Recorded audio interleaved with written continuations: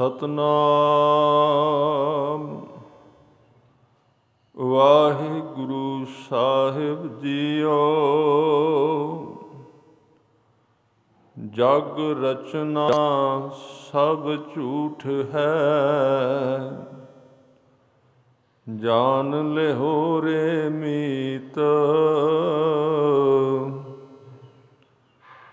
ਕਹਿ ਨਾਨਕ ਥਿਰ ਨਾ ਰਹੈ,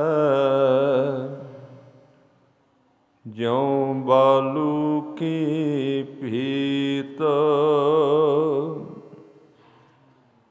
ਜਗ ਰਚਨਾ ਸਭ ਝੂਠ ਹੈ, ਜਾਨ ਲਿਹੋ ਰੇ ਮੀਤ। ਕਹਿ ਨਾਨਕ ਥਿਰ ਨਾ ਰਹੈ, ਜਿਉ ਬਾਲੂ ਕੀ ਭੀਤ। ਰਾਮ ਗਇਓ ਰਾਵਣ ਗਇਓ, ਜਾਂ ਕਉ ਬਹੁ ਪਰਵਾਰ। ਕਹੋ ਨਾਨਕ ਥਿਰ ਕਛ ਨਹੀਂ, ਸੁਪਨੇ ਜਿਉ ਸੰਸਾਰ। ਰਾਮ ਗਇਓ ਰਾਵਣ ਗਇਓ, ਜਾਂ ਕਉ ਬਹੁ ਪਰਵਾਰ। ਕਹੋ ਨਾਨਕ ਥਿਰ ਕਛ ਨਹੀਂ, ਸੁਪਨੇ ਜਿਉ ਸੰਸਾਰ।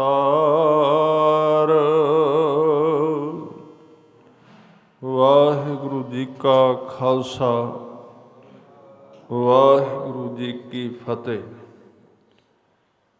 ਸਤਿਗੁਰੂ ਗਰੀਬ ਨਵਾਜ, ਸਰਬ ਕਲਾ ਸਮਰੱਥ ਅੰਤਰਜਾਮੀ, ਸ੍ਰੀ ਗੁਰੂ ਗ੍ਰੰਥ ਸਾਹਿਬ ਪਾਤਸ਼ਾਹ ਜੀ ਦੇ ਚਰਨਾਂ ਵਿੱਚ ਜੁੜ ਬੈਠੇ ਗੁਰੂ ਸਵਾਰੇ ਸਤਸੰਗੀ ਜਨੋ, ਆਪ ਜੀ ਭਾਗਸ਼ਾਲੀ ਹੋ। ਗੁਰੂ ਤੇਗ ਬਹਾਦਰ ਸਾਹਿਬ ਪਾਤਸ਼ਾਹ ਜੀ ਦੇ ਅਮੋਲਕ ਬਚਨਾਂ ਦੀ ਵਿਚਾਰ ਸਰਵਣ ਕਰਨ ਵਾਸਤੇ ਸਤਿਗੁਰਾਂ ਦੇ ਚਰਨਾਂ ਵਿੱਚ ਪਹੁੰਚੇ ਹੋ। ਦੋਵੇਂ ਹੀ ਸ਼ਲੋਕ ਅਤ ਵੈਰਾਗ ਔਰ ਸੰਸਾਰ ਦੀ ਅਸਲੀਅਤ ਦੀ ਕਹਾਣੀ ਦੱਸਦੇ ਹਨ। ਜਗਤ ਦੀ ਰਚਨਾ ਸੱਚੇ ਨੇ ਬਣਾਈ, ਪਰ ਬਣਾਈ ਉਹਨਾਂ ਚੀਜ਼ਾਂ ਨੂੰ ਮਿਲਾ ਕੇ ਜੋ ਸਥਿਰ ਨਹੀਂ, ਜੋ ਟਿਕਦੀਆਂ ਨਹੀਂ। ਬਣਾਉਣ ਵਾਲਾ ਸੱਚਾ, ਪਰ ਜਿਹੜਾ ਮਟੀਰੀਅਲ ਉਹਨੇ ਵਰਤਿਆ ਉਹ ਕੱਚਾ ਸੀ ਬਿਲਕੁਲ। ਇਹਦੇ ਪਿੱਛੇ ਕਾਰਨ ਵੀ ਇਹ ਹੈ ਕਿ ਜਿਹੜੀ ਚੀਜ਼ ਲਗਾਤਾਰ ਰਵੇ ਉਹਦੇ ਵਿੱਚੋਂ ਇੱਕੋ ਰੱਬ ਦਾ ਹੀ ਨਾਮ ਹੈ ਜੋ ਸਦਾ ਰਹੇ ਤੇ ਰਸਹੀਨ ਨਹੀਂ ਹੁੰਦਾ। ਪਦਾਰਥ ਕੋਈ ਵੀ ਨਿਰੰਤਰ ਰਹਿਣ ਲੱਗੇ ਉਹਦਾ ਮੁੱਲ ਡਿੱਗ ਪੈਂਦਾ ਹੈ। ਸੰਸਾਰ ਨੂੰ ਕੱਚਾ ਬਣਾਉਣ ਵਿੱਚ ਅਕਾਲ ਪੁਰਖ ਦੀ ਬੜੀ ਵੱਡੀ ਸਿਆਣਪ ਹੈ। ਜਗਤ ਨੂੰ ਕੱਚਾ ਬਣਾਉਣ ਵਿੱਚ, ਝੂਠਾ ਬਣਾਉਣ ਵਿੱਚ, ਕਿਉਂਕਿ ਉਹ ਤੇ ਖੁਦ ਸੱਚਾ ਹੈ। ਜੇ ਚਾਹੇ ਤੇ ਬ੍ਰਹਿਮੰਡ ਵੀ ਸੱਚਾ ਕਰਦਾ। ਉਹਦੇ ਕੋਲ ਕਿਹੜਾ ਕੋਈ ਕਿਸੇ ਚੀਜ਼ ਦੀ ਕਮੀ ਹੈ ਕਿ ਖੁਦ ਇੰਨਾ ਪਾਵਰਫੁਲ, ਸ਼ਕਤੀਸ਼ਾਲੀ ਹੈ ਜੋ ਆਪ ਸੱਚਾ ਹੈ ਤੇ ਜਗਤ ਨੂੰ ਸੱਚਾ ਤੇ ਬਣਾ ਹੀ ਸਕਦਾ ਹੈ। ਕੋਈ ਕਮੀ ਨਹੀਂ ਉਹਦੇ ਕੋਲ, ਪਰ ਉਹਨੇ ਜਗਤ ਕੱਚਾ ਬਣਾਇਆ। ਆਪ ਸੱਚਾ ਕਿਉਂ ਬਣਾਇਆ? ਕਿਉਂਕਿ ਇੱਕੋ ਇੱਕ ਐਸੀ ਚੀਜ਼ ਹੈ, ਰੱਬ ਦਾ ਨਾਮ, ਜਿਹਨੂੰ ਕਬੀਰ ਜੀ ਕਹਿੰਦੇ ਨੇ ਪਾਣੀ ਪੀਵੋ ਪਿਆਸ ਲੱਗੀ ਹੋਵੇ। ਜਿਉਂ-ਜਿਉਂ ਪਾਣੀ ਪੀਂਦੇ ਹਾਂ ਨਾਲੋਂ ਨਾਲ ਪਾਣੀ ਦੀ ਕੀਮਤ ਨਾਲ ਹੀ ਡਿੱਗ ਪੈਂਦੀ। ਪਾਣੀ ਨੂੰ ਚਿੱਤ ਨਹੀਂ ਕਰਦਾ ਪੀਣ ਨੂੰ, ਪਿਆਸ ਖਤਮ ਹੋ ਗਈ, ਪਾਣੀ ਵੱਲ ਵੇਖਣ ਨੂੰ ਚਿੱਤ ਨਹੀਂ ਕਰਦਾ। ਪਰ ਤੇਰੇ ਨਾਮ ਦਾ ਪਾਣੀ ਇਸ ਤਰ੍ਹਾਂ ਦਾ, ਉਹਨੂੰ ਬੰਦਾ ਜਿੰਨਾ ਪੀਂਦਾ ਉਨੀ ਪਿਆਸ ਹੋਰ ਤੜਫ ਜਾਂਦੀ ਹੈ, ਜਿੰਨਾ ਪੀਂਦਾ ਹੋਰ ਪਿਆਸਾ ਹੋ ਜਾਂਦਾ ਹੈ, ਹੋਰ ਵਿਲਕਦਾ ਉਸ ਨੂੰ। ਬਸ ਇਹੀ ਫਰਕ ਹੈ। ਚਾਤਰਿਕ ਦੀ ਉਦਾਹਰਨ ਤੇ ਭਾਵੇਂ ਦਿੱਤੀ ਬਾਣੀ ਵਿੱਚ ਕਿ ਉਹ ਤੜਫਦਾ ਹੈ ਪਾਣੀ ਵਾਸਤੇ, ਉਸ ਬੂੰਦ ਵਾਸਤੇ। ਉਦਾਹਰਨਾਂ ਤੇ ਇੱਥੋਂ ਦੀਆਂ ਦੇਣੀਆਂ ਪੈਣਗੀਆਂ, ਹੋਰ ਸਮਝਾਇਆ ਕਿਵੇਂ ਜਾਏ ਬੰਦੇ ਨੂੰ। ਪਰ ਸਾਧ ਸੰਗਤ ਚਾਤਰਿਕ ਬਬੀਹਾ ਤੜਫਦਾ ਉਸ ਬੂੰਦ ਵਾਸਤੇ ਓਨਾ ਚਿਰ ਜਿੰਨਾ ਚਿਰ ਮਿਲਦੀ ਨਹੀਂ। ਬਸ ਬੂੰਦ ਡਿੱਗੀ ਨਹੀਂ, ਨਾਲ ਹੀ ਸੌਂ ਗਿਆ, ਚੁੱਪ ਕਰ ਗਿਆ। ਪਰ ਅਕਾਲ ਪੁਰਖ ਦੇ ਨਾਮ ਦੀ ਜਿਹੜੀ ਬੂੰਦ ਜਿਨ੍ਹਾਂ ਨੇ ਪੀਤੀ ਹੈ, ਜਿਹਨੂੰ ਨਾਮ ਰਸ ਦੀ ਬੂੰਦ ਕਿਹਾ ਗਿਆ ਬਾਣੀ ਵਿੱਚ, ਉਹ ਜਿਨ੍ਹਾਂ ਨੇ ਪੀਤੀ, ਕਹਿੰਦੇ ਜਿਉਂ-ਜਿਉਂ ਪੀਂਦੇ ਹਾਂ ਹੋਰ ਮੰਗ ਵੱਧਦੀ ਜਾਂਦੀ, ਉਹਦੇ ਤੋਂ ਬੰਦਾ ਅੱਕਦਾ ਨਹੀਂ। ਪਰ ਜੇ ਪਦਾਰਥ ਇਸ ਤਰ੍ਹਾਂ ਦਾ ਬਣ ਜਾਏ, ਮੈਂ ਉਦਾਹਰਨ ਦਿਆਂ, ਛੋਟੀ ਜਿਹੀ ਵਿਚਾਰ ਕਰੀਏ, ਜਗਤ ਝੂਠਾ ਕਿਉਂ? ਬੰਦਾ ਇਸ ਨੂੰ ਦੁੱਖ ਕਹਿੰਦਾ ਹੈ। ਆਦਮੀ ਚਾਹੁੰਦਾ ਹੈ ਕਿ ਮੈਂ ਬਣਿਆ ਤੇ ਸਦਾ ਵਾਸਤੇ ਬਣੇ ਹੀ ਰਵਾਂ, ਇਹ ਸੰਸਾਰੀ ਦੀ ਇੱਛਾ ਹੈ। ਤੇ ਮੈਂ ਕਈ ਵਾਰੀ ਬੇਨਤੀ ਕੀਤੀ, ਸੰਸਾਰੀ ਦੀ ਤੇ ਸੰਤ ਦੀ ਇੱਛਾ ਬੜੀ ਵੱਖਰੀ। ਸੰਸਾਰੀ ਦਾ ਤੇ ਸੰਤ ਦਾ ਯਤਨ ਬੜਾ ਵੱਖਰਾ ਹੈ। ਸੰਸਾਰੀ ਦਾ ਯਤਨ ਸਾਰਾ ਇਹਦੇ ਤੇ ਖੜਾ ਹੈ, ਮੈਂ ਮਿਟਾਂ ਨਾ, ਮੈਂ ਬਣਿਆ ਹੀ ਰਵਾਂ, ਮੈਂ ਖਤਮ ਨਾ ਹੋਵਾਂ, ਮੇਰੀ ਮੌਤ ਨਾ ਆਵੇ, ਮੇਰੀ ਆਰਥਿਕ ਮੌਤ ਨਾ ਆਵੇ, ਮੇਰੀ ਰਾਜਨੀਤਿਕ ਮੌਤ ਨਾ ਆਵੇ, ਮੇਰੀ ਸਮਾਜਿਕ ਮੌਤ ਨਾ ਹੋਵੇ, ਮੈਂ ਮਿਟਾਂ ਨਾ ਇਸ ਧਰਤੀ ਦੇ ਨਕਸ਼ੇ ਤੋਂ, ਬਣਿਆ ਰਵਾਂ। ਤੇ ਦੂਜੇ ਪਾਸੇ ਸਾਧੂ ਦਾ ਜਿਹੜਾ ਮਾਰਗ, ਧਰਮੀ ਬੰਦੇ ਦਾ ਮਾਰਗ ਹੈ, ਗੁਰਮੁਖ ਦਾ, ਉਹ ਕਿਹੜਾ ਹੈ? ਉਹ ਉਹਨਾਂ ਵਸੀਲਿਆਂ ਨੂੰ ਲੱਭਦਾ ਰਹਿੰਦਾ ਜਿਨ੍ਹਾਂ ਰਾਹੀਂ ਉਹ ਮਿਟ ਜਾਏ, ਖਤਮ ਹੋ ਜਾਏ। ਬੜਾ ਫਰਕ ਪੈ ਗਿਆ ਦੋਵਾਂ ਵਿੱਚ। ਸਭ ਇਕੱਠੇ ਹੋਏ ਆਇਆ, ਘਰ ਜਾਸਨ ਵਾਟ ਵਟਾਇਆ। ਇੱਛਾ ਦੋਵਾਂ ਦੀ ਵੱਖਰੀ। ਉਹ ਚਾਹੁੰਦਾ ਮਿਟਾਂ, ਮਿਟ ਜਾਵਾਂ ਉਹਦੇ ਵਿੱਚ ਜਿਹਨੂੰ ਉਹ ਪ੍ਰੇਮ ਕਰਦਾ ਹੈ। ਬਸ ਇਹ ਸੰਸਾਰੀ ਦੀ ਨਿਸ਼ਾਨੀ ਹੈ ਜੋ ਮਿਟਣਾ ਨਹੀਂ ਚਾਹੁੰਦਾ। ਮੁਲਤਾਨ ਦੇ ਫਕੀਰਾਂ ਨੂੰ ਸਤਿਗੁਰੂ ਨੇ ਇਹ ਸਮਝਾਇਆ ਸੀ, ਕਹਿਣ ਲੱਗੇ ਸਾਰਾ ਮੁਲਤਾਨ ਪੀਰਾਂ ਦਾ ਫਕੀਰਾਂ ਦਾ ਭਰਿਆ ਤੇ ਮੈਂ ਸੁਣਿਆ ਸੀ, ਪਰ ਇਹ ਫਕੀਰਾਂ ਵਾਲੀ ਗੱਲ ਤੇ ਕੋਈ ਨਾ ਹੋਈ। ਤੁਸੀਂ ਤੇ ਆਪਣੀ ਹੋਂਦ ਨੂੰ ਖਤਮ ਹੋਣ ਤੋਂ ਡਰੇ ਹੋਏ ਹੋ ਕਿ ਜੇ ਗੁਰੂ ਨਾਨਕ ਇੱਥੇ ਆ ਗਏ ਤੇ ਸਾਨੂੰ ਕੌਣ ਪੁੱਛੇਗਾ, ਕਿਉਂ ਡਰਦੇ ਹੋ? ਇਹ ਵੀ ਮੈਂ ਬੇਨਤੀ ਕਰਾਂ, ਉਹ ਬੰਦਾ ਧਰਮੀ ਨਹੀਂ ਜਿਹਦੀ ਹੋਂਦ ਖਤਰੇ ਵਿੱਚ ਰਹਿੰਦੀ। ਖਿਆਲ ਰੱਖਣਾ। ਛੋਟਾ ਜਿਹਾ ਇੱਕ 2-4 ਮਿੰਟ ਦੀ ਗੱਲ ਸਾਂਝੀ ਕਰਦੇ ਹਾਂ। ਧਰਮੀ ਬੰਦੇ ਨੂੰ ਕਦੀ ਚਿੰਤਾ ਨਹੀਂ ਹੋਏਗੀ ਕਿ ਉਹਦੀ ਹੋਂਦ ਨੂੰ ਕੋਈ ਛੋਟਾ ਨਾ ਕਰ ਜਾਏ, ਉਹ ਕਿਤੇ ਅੱਖੋਂ ਪਰੋਖੇ ਨਾ ਹੋ ਜਾਏ ਸੰਸਾਰ ਵਿੱਚ। ਤੇ ਜਿੱਥੇ ਜਿੱਥੇ ਕਿਸੇ ਬੰਦੇ ਨੂੰ ਇਹ ਖਤਰਾ ਰਹਿੰਦਾ ਉਹਦੀ ਹੋਂਦ ਨਾ ਕਿਤੇ ਛੋਟੀ ਪੈ ਜਾਏ ਸੰਸਾਰ ਵਿੱਚ, ਉਹਨੂੰ ਕੋਈ ਨੀਵਾਂ ਨਾ ਕਰ ਜਾਏ, ਉਹਨੂੰ ਕੋਈ ਛੋਟਾ ਨਾ ਕਰ ਜਾਏ, ਤੇ ਫਿਰ ਸਾਧ ਸੰਗਤ ਉਸ ਬੰਦੇ ਨੂੰ ਬਹਿ ਕੇ ਕਿਤੇ ਇਕੱਲੇ ਆਪਣੀ ਜ਼ਿੰਦਗੀ ਦਾ ਮੁਲਾਂਕਣ ਕਰ ਲੈਣਾ ਚਾਹੀਦਾ ਹੈ। ਧਰਮੀ ਉਹ ਹੈ, ਧਰਮ ਉਹਦੇ ਕੋਲ ਕੋਈ ਵੀ ਨਹੀਂ ਹੈ। ਧਰਮੀ ਤੇ ਇੱਕ ਨਾਂ ਹੈ ਨਾ, ਇਹ ਬੰਦਾ ਧਰਮੀ ਹੈ, ਇਹ ਨਾਮ ਹੈ। ਕੀ ਪਤਾ ਉਹਦੇ ਵਿੱਚ ਧਰਮੀ ਹੋਵੇ, ਧਰਮ ਹੋਵੇ ਕਿ ਨਾ। ਖਿਆਲ ਕਰਨਾ। ਅਸੀਂ ਕਹਿ ਸਕਦੇ ਹਾਂ ਰਸੋਈ ਹੈ, ਨਾਮ ਨੂੰ ਤੇ ਰਸੋਈ ਹੈ, ਪਰ ਕੀ ਪਤਾ ਰਸੋਈ ਦੇ ਵਿੱਚ 2-4 ਬੰਦਿਆਂ ਦਾ ਭੋਜਨ ਪਕਾਉਣ ਦਾ ਕੋਈ ਉਹਦੇ ਵਿੱਚ ਆਟਾ ਦਾਣਾ ਵੀ ਹੈ ਕਿ ਨਹੀਂ। ਨਾਮ ਤੇ ਉਹਦਾ ਵੀ ਰਸੋਈ ਹੀ ਕਵਾਂਗੇ, ਉਹ ਵੀ ਰਸੋਈ ਹੈ, ਪਰ ਰਸੋਈ ਵਾਲੇ ਗੁਣ ਉਹਦੇ ਵਿੱਚ ਤਾਂ ਹੋਣਗੇ ਜੇ ਉਹਦੇ ਵਿੱਚ ਚੁੱਲ੍ਹਾ ਮੱਚਦਾ ਹੈ, ਜੇ ਉਹਦੇ ਵਿੱਚ ਆਟਾ ਗੁੰਨਿਆ ਜਾਂਦਾ ਹੈ, ਜੇ ਉਹਦੇ ਵਿੱਚ ਪ੍ਰਸ਼ਾਦੇ ਬਣਦੇ ਨੇ, ਜੇ ਉਹਦੇ ਵਿੱਚ ਕੁਝ ਠੰਡਾ ਤੱਤਾ ਪੱਕਦਾ ਹੈ, ਤੇ ਰਸੋਈ ਦੇ ਗੁਣ ਹੈ ਨਹੀਂ। ਤੇ ਰਸੋਈ ਨਾਮ ਜ਼ਰੂਰ ਹੈ, ਰਸੋਈ ਦੇ ਕੰਮ ਉਹਦੇ ਵਿੱਚ ਨਹੀਂ। ਇਸ ਤਰ੍ਹਾਂ ਰਸੋਈ ਤੇ ਰਸੋਈ ਦੇ ਗੁਣ ਵੱਖਰੇ ਨੇ, ਇਸ ਤਰ੍ਹਾਂ ਧਰਮੀ ਤੇ ਧਰਮ ਦੇ ਗੁਣ ਵੱਖਰੇ ਨੇ। ਕੀ ਪਤਾ ਬੰਦਾ ਧਰਮੀ ਹੋਵੇ ਤੇ ਵਿੱਚ ਧਰਮ ਵਾਲਾ ਕੋਈ ਚੀਜ਼ ਹੀ ਨਾ ਹੋਵੇ, ਪੱਲੇ ਕੁਝ ਨਾ ਹੋਵੇ। ਸਤਿਗੁਰਾਂ ਨੇ ਕਹਿ ਦਿੱਤਾ ਉਹਨਾਂ ਫਕੀਰਾਂ ਨੂੰ, ਕਹਿਣ ਲੱਗੇ ਤੁਸੀਂ ਭੁਲੇਖੇ ਵਿੱਚ ਕਿੰਨੀ ਉਮਰ ਗੁਜ਼ਾਰ ਦਿੱਤੀ ਏ। ਕਹਿਣ ਲੱਗੇ ਕਿਉਂ, ਭੁਲੇਖਾ ਕਾਹਦਾ ਆ, ਵੇਖੋ। ਕਹਿਣ ਲੱਗੇ ਪਹੁੰਚ ਗਿਆ ਜਿੱਥੇ ਜਾਣਾ ਸੀ। ਕਹਿੰਦੇ ਬਿਲਕੁਲ ਪਹੁੰਚੇ ਹੋਏ। ਹਜ਼ੂਰ ਨੇ ਕਿਹਾ ਮੈਂ ਤੁਹਾਡੇ ਲਾਭ ਲਈ ਕਹਿ ਦਿੰਦਾ, ਭੁਲੇਖੇ ਵਿੱਚ ਨਾ ਜੀਵੋ। ਜੇ ਤੁਸੀਂ ਪਹੁੰਚੇ ਹੁੰਦੇ ਤੇ ਧਰਮੀ ਬੰਦੇ ਦੀ ਇੱਕ ਨਿਸ਼ਾਨੀ ਏ, ਉਹਨੂੰ ਕਦੀ ਖਤਰਾ ਨਹੀਂ ਹੁੰਦਾ ਕਿਤੇ ਮੇਰੀ ਹੋਂਦ ਨਾ ਮਿਟ ਜਾਏ, ਕਿਉਂਕਿ ਉਹਨੇ ਉਸ ਚੀਜ਼ ਨੂੰ ਪਹਿਲਾਂ ਹੀ ਮਿਟਾ ਦਿੱਤਾ ਹੈ ਤੇ ਉਸ ਨੇ ਨਵਾਂ ਜਨਮ ਲੈ ਲਿਆ ਜਿਸ ਜਨਮ ਦੀ ਕਦੀ ਮੌਤ ਨਹੀਂ ਹੁੰਦੀ। ਤਾਂ ਸਤਿਗੁਰੂ ਗੁਰੂ ਤੇਗ ਬਹਾਦਰ ਸਾਹਿਬ ਕਹਿੰਦੇ ਨੇ, ਜਗਤ ਝੂਠਾ ਹੈ, ਰਚਨਾ ਸੱਚੇ ਨੇ ਬਣਾਈ। ਜਗ ਰਚਨਾ ਜਦੋਂ ਕਹਿੰਦੇ ਆ ਤੇ ਰਚਨਾ ਕਿਹਨੇ ਬਣਾਈ, ਰਚਾਇਆ ਕਿਹਨੇ, ਆਪ ਹੀ। ਤੇ ਨਾਲ ਸਾਹਿਬ ਨੇ ਇੱਕ ਸ਼ਬਦ ਵਿੱਚ ਵਚਨ ਕਹਿ ਦਿੱਤੇ। ਸਾਹਿਬ ਕਹਿੰਦੇ ਸਾਧੂ ਰਚਨਾ ਰਾਮ ਬਣਾਈ। ਰਚਨਾ ਫਿਰ ਬਣਾਈ ਕਿਹਨੇ, ਇੱਕ ਪਾਸੇ ਕਹਿੰਦੇ ਜਗ ਰਚਨਾ ਸਭ ਝੂਠ ਹੈ, ਇਹ ਝੂਠ ਹੈ, ਬਣਾਈ ਕਿਹਨੇ। ਸਾਹਿਬ ਕਹਿੰਦੇ ਸਾਧੂ ਰਚਨਾ ਰਾਮ ਬਣਾਈ। ਇੱਕ ਬਿਨ ਸਹਿ ਇੱਕ ਅਸਥਿਰ ਮਾਨੈ, ਅਚਰਜ ਲਖਿਓ ਨਾ ਜਾਈ। ਹੈਰਾਨੀ ਤੇ ਇੱਥੇ ਇਹੀ ਵੀ ਵੇਖੋ ਕਿੰਨੇ ਸਾਡੇ ਅੱਖੋਂ ਪਾਸੇ ਚਲੇ ਗਏ, ਪਤਾ ਹੀ ਨਹੀਂ। ਜਿਵੇਂ ਕੋਈ ਛਾਂ ਹੁੰਦੀ ਸੀ, ਕੌਣ ਸੀ ਇੱਥੇ, ਕਿੰਨੇ ਸਨ, ਕਿੰਨੇ ਸਾਡੀਆਂ ਅੱਖਾਂ ਦੇ ਸਾਹਮਣੇ ਸਨ, ਕਿੱਧਰ ਨਿਕਲ ਗਏ, ਕਿੱਥੇ ਅਲੋਪ ਹੋ ਗਏ, ਪਤਾ ਹੀ ਨਹੀਂ ਲੱਗਦਾ। ਕਦੀ ਕਦੀ ਤੇ ਭੁਲੇਖਾ ਹੀ ਪੈ ਜਾਂਦਾ ਹੈ, ਜਿਹੜੇ ਚਲਾਣਾ ਕਰ ਗਏ ਤੇ ਬੰਦਾ ਪਰਤ ਕੇ ਉੱਥੋਂ ਦੀ ਲੰਘੇ, ਇੰਝ ਲੱਗਦਾ ਜਿਵੇਂ ਇੱਥੇ ਬੈਠੇ ਪਰ ਲੱਭਦੇ ਕੋਈ ਨਹੀਂ, ਕਿੱਧਰ ਚਲੇ ਗਏ। ਉਸੇ ਨੂੰ ਬਾਬਾ ਫਰੀਦ ਸਾਹਿਬ ਕਹਿੰਦੇ, ਜਿਮੀ ਪੁੱਛੈ ਅਸਮਾਨ ਫਰੀਦਾ, ਖੇਵਟ ਖਿਨ ਕਿਨ ਗਏ।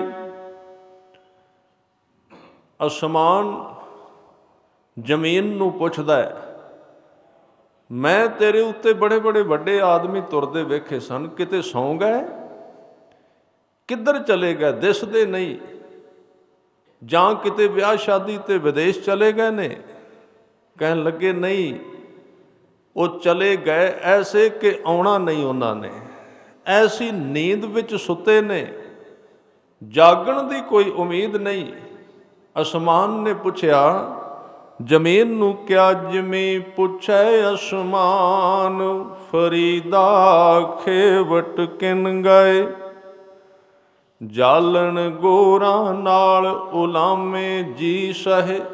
ਇੱਥੇ ਜਾ ਕੇ ਬਾਬਾ ਫਰੀਦ ਸਾਹਿਬ ਦੀ ਵਿਚਾਰਧਾਰਾ, ਇਸਲਾਮ ਦੀ ਵਿਚਾਰਧਾਰਾ ਨੂੰ ਛੱਡ ਕੇ ਪਾਸੇ ਚਲੀ ਜਾਂਦੀ। ਖਿਆਲ ਰੱਖਣਾ, ਕਿਉਂਕਿ ਇਸਲਾਮ ਕਹਿੰਦਾ ਹੈ ਕਿ ਇੱਥੇ ਕਬਰ ਵਿੱਚ ਬੰਦਾ ਪਿਆ ਤੇ ਹਿਸਾਬ ਕਿਆਮਤ ਨੂੰ ਹੋਣਾ। ਉਹ ਕਹਿੰਦੇ ਨਹੀਂ, ਜਾਲਣ ਗੋਰਾਂ ਨਾਲ, ਗੋਰਾਂ ਕਹਿੰਦੇ ਨੇ ਕਬਰਾਂ ਨੂੰ, ਸਰੀਰ ਤੇ ਕਬਰਾਂ ਵਿੱਚ ਛੱਡਦੇ ਨੇ, ਤੇ ਜਿਹੜੀ ਜਿੰਦ ਹੈ ਉਲਾਮੇ ਸਹਿ ਰਹੀ ਰੱਬ ਦੇ ਘਰ ਵਿੱਚ। ਜਿਹੜਾ ਉਲਾਮਾ ਕਾਹਦਾ ਸੀ, ਸਾਫ਼ ਕਹਿ ਦਿੱਤਾ ਬਾਬਾ ਫਰੀਦ ਸਾਹਿਬ ਨੇ, ਜਾਲਣ ਗੋਰਾਂ ਨਾਲ ਸਰੀਰ ਤੇ ਕਬਰ ਵਿੱਚ ਛੱਡਦਾ ਹੈ, ਜਿੰਦ ਕਿੱਥੇ ਚਲੀ ਗਈ, ਉਲਾਮੇ ਸਹਿ ਰਹੀ ਹੈ।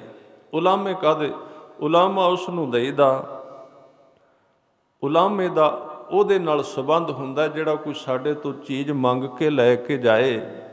ਉਧਾਰ ਮੰਗਵੀਂ ਚੀਜ਼, ਗੱਡੀ ਲੈ ਗਿਆ, ਪਹਿਲਾਂ ਲੋਕ ਕੱਪੜੇ ਵੀ ਮੰਗ ਲੈਂਦੇ ਸਨ ਇੱਕ ਦੂਜੇ ਦੇ, ਜੁੱਤੀ ਮੰਗ ਲੈਂਦੇ ਸਨ। ਕੋਈ ਚੀਜ਼ ਮੰਗ ਕੇ ਲੈ ਗਿਆ ਤੇ ਖਰਾਬ ਕਰਕੇ ਦੇ ਗਿਆ ਵਾਪਸ, ਖਰਾਬ ਕਰਕੇ ਦੇ ਗਿਆ, ਵਾਪਸ ਦੇ ਗਿਆ ਤੇ ਫਿਰ ਉਲਾਮਾ ਦਿੱਤੀ ਸੀ ਤੈਨੂੰ, ਵਰਤੋਂ ਠੀਕ ਨਹੀਂ ਕੀਤੀ। ਰੱਬ ਨੇ ਦਿੱਤੀ ਸੀ ਦੇਹ ਬੜੀ ਸੋਹਣੀ ਬੰਦੇ ਨੂੰ, ਇੱਕ ਇੱਕ ਅੰਗ ਬੜਾ ਕੀਮਤੀ, ਸਰੀਰ ਵਿੱਚ ਦਿੱਤੀ ਸੀ ਜਿੰਦ, ਬੂਝਣ ਦੀ ਸੂਝਣ ਦੀ ਸੂਝ ਪਾਈ ਸੀ, ਅੰਦਰ ਇੱਕ ਪਾਈ ਸੀ ਸੁਰਤ। ਸੁਰਤ ਬੜੀ ਮਹਿੰਗੀ ਹੈ, ਸੁਰਤ ਕੋਈ ਔਖੀ ਚੀਜ਼ ਨਹੀਂ। ਜਦੋਂ ਸੁਰਤ ਅਸੀਂ ਕਹਿੰਦੇ ਆ ਨਾ, ਵੈਸੇ ਗੁਰੂ ਕਿਰਪਾ ਕਰੇ ਅਸੀਂ ਗੁਰੂ ਗ੍ਰੰਥ ਸਾਹਿਬ ਦੀ ਕਥਾ ਕਰੀਏ ਤੇ ਅਸੀਂ ਸੂਫੀ ਕਲਾਮ ਘੱਟ ਪੜ੍ਹੀਏ ਤੇ ਪਤਾ ਲੱਗੇ ਗੁਰਬਾਣੀ ਵਿੱਚ ਕੀ ਲਿਖਿਆ ਹੋਇਆ। ਸੁਰਤ ਜਿਹੜੀ ਇਹਦੇ ਉੱਤੇ ਸਿੱਖੀ ਖੜੀ ਹੈ ਤੇ ਸੁਰਤ ਦੀ ਗੱਲ ਕਰੀ। ਸੁਰਤ ਕੋਈ ਔਖੀ ਚੀਜ਼ ਨਹੀਂ। ਸੁਰਤ ਉਹੀ ਹੈ ਜਿਹੜੀ ਹੁਣ ਇੱਥੋਂ ਘਰ ਨੂੰ ਵੇਖ ਆਉਂਦੀ ਜਾ ਕੇ, ਹੋਰ ਕੁਝ ਨਹੀਂ ਹੋ। ਕੋਈ ਬਹੁਤਾ वेदांत नहीं, कोई सिमरतियां की कथा नहीं, कोई व्याकरण नहीं, कोई ग्रामर नहीं, बड़ा सौखा है, सरल है बिल्कुल। ਜਿਹੜੀ चीज़ सानू दसदी है अंदरों कि तेनू भुख लग गई, वही है सुरत। ਜਿਹੜੀ चीज़ दसदी हुण तेनू नींद की खबर देंदी है, वही है सुरत। ਜਿਹੜੀ चीज़ साडे अंदर दसदी है कि अज थोड़ी जी ठंड है, वो कित्थे है, उसनू देखिए। ਜਿਹੜੀ ਇਹ ਦੱਸਦੀ ਵਿੱਚ ਕਿ ਗਰਮੀ ਹੈ, ਉਹਨੂੰ ਪਕੜੀਏ। ਉਹ ਤੇ ਪਕੜੀ ਨਹੀਂ ਜਾਂਦੀ, ਹੋਰ ਤੇ ਬੰਦਾ ਸਭ ਕੁਝ ਫੜ ਲੈਂਦਾ ਹੈ। ਮੈਂ ਬੇਨਤੀ ਕਰਾਂ, ਇੱਕ ਬੰਦਾ ਅਰਬਾਂ ਰੁਪਈਏ ਪਕੜ ਕੇ 50 ਸਾਲ ਬੈਠਾ ਰਹੇਗਾ, ਸੁਰਤ ਪਕੜ ਲਵੇ ਸੌਖਾ ਕੰਮ ਨਹੀਂ ਹੈ। ਇਹ ਨਹੀਂ ਪਕੜੀ ਜਾਂਦੀ। ਬੜਾ ਕੁਝ ਫੜ ਲੈਂਦਾ ਬੰਦਾ, ਕਈ ਕੁਝ ਫੜ ਲੈਂਦਾ, ਸੁਰਤ ਨਹੀਂ ਫੜੀ ਜਾਂਦੀ। ਤੇ ਮੈਂ ਬੇਨਤੀ ਕਰਾਂ, ਜਿੰਨਾ ਚਿਰ ਸੁਰਤ ਨਹੀਂ ਫੜੀ ਜਾਂਦੀ ਬੰਦਾ ਸਿੱਖ ਹੀ ਕੋਈ ਨਹੀਂ ਬਣਦਾ। ਸਿੱਖ ਉਹਨਾਂ ਚਿਰ ਹੈ ਹੀ ਨਹੀਂ ਹੈ। ਕਿਉਂਕਿ ਜੇ ਇਹ ਕਹਾਂਗੇ, ਗੁਰੂ ਨਾਨਕ ਸੱਚੇ ਪਾਤਸ਼ਾਹ ਨੇ ਕਹਿ ਦਿੱਤਾ ਵੀ ਸ਼ਬਦ ਗੁਰੂ, ਤੇ ਅਸੀਂ ਵੀ ਕਹਿੰਦੇ ਗੁਰੂ ਗ੍ਰੰਥ ਸਾਹਿਬ ਜੀ ਸ਼ਬਦ ਗੁਰੂ ਨੇ। ਤੇ ਸਿੱਖ ਕੌਣ ਹੈ? ਕਹਿੰਦੇ ਸੁਰਤ। ਸੁਰਤ ਧੁਨ ਚੇਲਾ, ਬੰਦੇ ਦੀ ਧੁਨ ਸੁਰਤ, ਉਹ ਉਹਦਾ ਚੇਲਾ ਹੈ। ਚੇਲੇ ਦਾ ਅਰਥ ਹੈ ਸਿੱਖ। ਸਿੱਖ ਉਦੋਂ ਬਣਦਾ ਜਦੋਂ ਬੰਦਾ ਸੁਰਤ ਉਹਦੇ ਵਿੱਚ ਉਜਾਗਰ ਹੋ ਜਾਏ, ਪਕੜੀ ਜਾਏ, ਤਾਂ ਹੈ। ਉਲਾਮਾ ਕਾਹਦਾ ਮਿਲਿਆ? ਉਲਾਮਾ ਇਹ ਮਿਲਿਆ, ਉਲਾਮੇ ਜੀ ਸਹੇ। ਰੱਬ ਨੇ ਉਲਾਮਾ ਇਹ ਦਿੱਤਾ, ਸੱਜਣਾ ਤੂੰ ਅੱਖਾਂ ਦੀ ਵਰਤੋਂ ਵੀ ਬੜੀ ਕਰ ਲਈ ਹੈ। ਮਰਨ ਤੱਕ ਨਜ਼ਰ ਖਤਮ ਹੋ ਗਈ ਤੇਰੀ, ਅੱਖਾਂ ਵਿੱਚੋਂ ਪਾਣੀ ਵਗਦਾ, ਬੜੀ ਵਰਤੋਂ ਕੀਤੀ ਹੈ। ਨੱਕ ਦੀ ਬੜੀ ਤੂੰ ਵਰਤੋਂ ਕੀਤੀ ਹੈ। ਨੱਕ ਦਾ ਅਰਥ ਇੱਜ਼ਤ ਪੱਤ ਪਿੱਛੇ ਕਲਪਦੇ ਰਹਿਣਾ। ਰਸਨਾ ਦੀ ਤੂੰ ਬੜੀ ਵਰਤੋਂ ਕੀਤੀ ਹੈ। ਘਸ ਗਈ ਬੋਲ ਬੋਲ ਕੇ, ਖਾ ਖਾ ਕੇ, ਇਹਨੂੰ ਵੀ ਬੜਾ ਵਰਤ ਲਿਆ। ਕੰਨਾਂ ਨੂੰ ਵੀ ਤੂੰ ਬੜਾ ਵਰਤਿਆ, ਸੁਣ ਸੁਣ ਕੇ। ਹੱਥਾਂ ਨੂੰ ਵੀ ਬੜਾ ਦਾਗ ਪੈ ਗਏ ਨੇ ਕੰਮ ਕਰ ਕਰਕੇ, ਪੈਰ ਤੇਰੇ ਟੇਢੇ ਹੋ ਗਏ ਤੁਰ ਤੁਰ ਕੇ। ਸੱਜਣਾ ਤੂੰ ਸਾਰੀਆਂ ਚੀਜ਼ਾਂ ਵਰਤ ਲਈਆਂ, ਤੇਰੇ ਅੰਦਰ ਮੈਂ ਸੁਰਤ ਪਾ ਕੇ ਭੇਜੀ ਸੀ, ਉਹ ਨਾਮ ਨਾਲ ਜੋੜ ਲੈਂਗਾ। ਜਿਵੇਂ ਪਾ ਕੇ ਘੱਲੀ ਸੀ ਉਸੇ ਤਰ੍ਹਾਂ ਪਈ ਹੋਈ ਹੈ। ਹੱਦ ਹੋ ਗਈ, ਬੜੀ ਮੂਰਖਤਾ ਕੀਤੀ ਹੈ। ਪਈ ਹੋਈ ਸੀ ਉਹ ਤੇਰੀ ਮੱਤ ਦੇ ਵਿੱਚ, ਉਹ ਤੂੰ ਚੁੱਕੀ ਨਹੀਂ। ਜੇ ਤੇ ਗੁਰੂ ਕੋਲ ਆਉਂਦਾ ਤੇ ਗੁਰੂ ਨੇ ਦੱਸ ਦੇਣਾ ਸੀ ਕਿ ਮੱਤ ਵਿੱਚ ਰਤਨ ਜਵਾਹਰ ਮਾਨਕ, ਜੇ ਇੱਕ ਗੁਰ ਕੀ ਸਿੱਖ ਸੁਣੀ। ਫਿਰ ਤੇ ਪਤਾ ਲੱਗ ਜਾਂਦਾ। ਤੇ ਗੁਰੂ ਨੂੰ ਤੇ ਰੱਖਿਆ ਸੀ ਬਸ ਕਦੀ ਕਦਾਈ ਕੰਮ ਚਲਾਉਣ ਲਈ, ਸੰਸਾਰ ਦੇ ਕੰਮਾਂ ਵਾਸਤੇ, ਹੋਰ ਤੇ ਕੋਈ ਗੱਲ ਪੁੱਛੀ ਨਹੀਂ। ਇਸ ਕਰਕੇ ਉਲਾਮਾ ਕੀ ਮਿਲਿਆ? ਸਰੀਰ ਨੂੰ ਜਿਵੇਂ ਕਹਿੰਦੇ ਵਾਪਸ ਕਰਨ ਤੋਂ ਪਹਿਲਾਂ ਇਹਨੇ ਦਾਗੀ ਕਰ ਦਿੱਤਾ ਜ਼ਿੰਦਗੀ ਵਿੱਚ। ਜਿਵੇਂ ਕਿਸੇ ਦੀ ਮੰਗਵੀਂ ਚੀਜ਼ ਨੂੰ ਖਰਾਬ ਕਰ ਦਿੱਤਾ। ਕਬੀਰ ਜੀ ਨੇ ਤਾਂ ਹੀ ਕਹਿ ਦਿੱਤਾ ਸਰੀਰ ਬਾਰੇ। ਕਬੀਰ ਸਾਹਿਬ ਕਹਿੰਦੇ, ਕਬੀਰ ਕਾਇਆ ਕਾਚੀ ਕਾਰ ਵੀ, ਕੇਵਲ ਕਾਚੀ ਧਾਤ। ਕਾਰ ਵੀ ਦਾ ਅਰਥ ਹੈ ਘੜਾ, ਘੜੀ ਕਹਿ ਲਈ, ਛੋਟਾ ਘੜਾ। ਕਹਿੰਦੇ ਜਿਹੜੀ ਤੇਰੀ ਕਾਇਆ ਹੈ ਇੱਕ ਛੋਟਾ ਜਿਹਾ ਘੜਾ ਹੈ। ਘੜੇ ਦਾ ਮਤਲਬ ਮਿੱਟੀ ਦੀ ਬਣੀ ਹੋਈ ਹੈ। ਕਹਿੰਦੇ ਕਾਇਆ ਕਾਚੀ ਕਾਰ ਵੀ, ਕੇਵਲ ਕਾਚੀ ਧਾਤ। ਸਾਬਤ ਰੱਖੈ ਤਾਂ ਰਾਮ ਭਜ, ਤਾਂ ਤੇ ਵਿਸ਼ਰਾਮ। ਇਹ ਸਾਬਤ ਤਾਂ ਰਹਿਣੀ ਹੈ ਜੇ ਨਾਮ ਜਪੇਗਾ ਤੇ। ਕਿਸੇ ਨੇ ਕਿਸੇ ਤੋਂ ਘੜਾ ਮੰਗਿਆ ਸੀ, ਘੜਾ ਖਰਾਬ ਕਰਕੇ ਦੇ ਦਿੱਤਾ, ਝੂਠਾ ਕਰਕੇ ਦੇ ਦਿੱਤਾ। ਇਹ ਉਹ ਚੀਜ਼ ਹੈ। ਕੇਵਲ ਕਾਚੀ ਧਾਤ ਸਾਬਤ ਰੱਖੈ ਤਾਂ, ਇਹ ਸਾਬਤ ਤਾਂ ਰਹਿਣੀ ਕਾਇਆ ਵਾਪਸ ਜਾਂਦਿਆਂ ਨੂੰ। ਕਿਉਂਕਿ ਸਾਧ ਸੰਗਤ ਦੋ ਤਰ੍ਹਾਂ ਦੀ ਸਾਡੀ ਕਾਇਆ ਲਿਖੀ ਹੈ ਗੁਰੂ ਗ੍ਰੰਥ ਸਾਹਿਬ ਪਾਤਸ਼ਾਹ ਨੇ। ਇੱਕ ਤੇ ਕਾਇਆ ਜਿਹੜੀ ਤੁਸੀਂ ਫੋਟੋਗ੍ਰਾਫਰ ਕੋਲ ਜਾਓ, ਉਹਨੂੰ ਕਹਿ ਦਿੰਦੇ ਆ ਮੇਰੀ ਫੋਟੋ ਤਸਵੀਰ ਖਿੱਚ ਦੇ, ਉਹਦੇ ਵਿੱਚ ਆ ਜਾਂਦੀ ਕੈਮਰੇ ਵਿੱਚ। ਇੱਕ ਉਹ ਕਾਇਆ ਬਾਹਰੋਂ ਉਹਨੂੰ ਫਿਲਮਾਇਆ ਜਾ ਸਕਦਾ, ਉਹਨੂੰ ਅਸੀਂ ਦੇਖ ਸਕਦੇ ਹਾਂ। ਜਿਹੜੀ ਕਾਇਆ ਦੀ ਗੱਲ ਕਬੀਰ ਜੀ ਕਰਦੇ ਨੇ ਉਹ ਇਹ ਨਹੀਂ, ਉਹ ਇਸ ਕਾਇਆ ਦੇ ਨਾਲ ਰਿਲੇਟਡ ਹੈ, ਸੰਬੰਧਿਤ ਹੈ, ਬੜੀ ਨੇੜੇ ਹੈ। ਉਹ ਸੂਖਸ਼ਮ ਕਾਇਆ ਹੈ, ਅੰਦਰਲੀ ਕਾਇਆ। ਅੰਦਰਲਾ ਸਰੀਰ, ਜਿਹਨੂੰ ਗੁਰੂ ਨਾਨਕ ਦੇਵ ਜੀ ਕਹਿੰਦੇ ਨੇ ਕੁੰਗੂ ਕੀ ਕਾਇਆ ਰਤਨਾ ਕੀ ਲਲਤਾ ਅਗਰ ਵਾਸ ਤਨ ਸਾਸ 68 ਤੀਰਥ ਕਾ ਮੁਖ ਟਿੱਕਾ ਤਿਤ ਕਟ ਮਤ ਵਿਗਾਸ। ਉਹ ਹੈ ਅੰਦਰਲੀ ਕਾਇਆ। ਤੇ ਜਿਉਂ ਹੀ ਅਸੀਂ ਬਾਹਰਲੀ ਕਾਇਆ ਦੀ ਦੁਰਵਰਤੋਂ ਕਰਨੇ ਆ, ਅੰਦਰਲੀ ਕਾਇਆ ਤੇ ਦਾਗ ਪੈ ਜਾਂਦੇ ਨੇ। ਬਾਹਰ ਨੂੰ ਤੇ ਫਿਰ ਧੋ ਲਿਆ, ਧੋ ਕੇ ਚੰਗੀ ਤਰ੍ਹਾਂ ਪੋਚ ਕੇ ਠੀਕ ਠਾਕ ਕਰਕੇ ਫਿਰ ਆ ਗਏ ਬਾਹਰ। ਦੇਹੀ ਚੋ ਧੋਵੈ ਚੱਕਰ ਬਣਾਏ ਮਾਇਆ ਨੂੰ ਬਹੁਤਾਵੇ।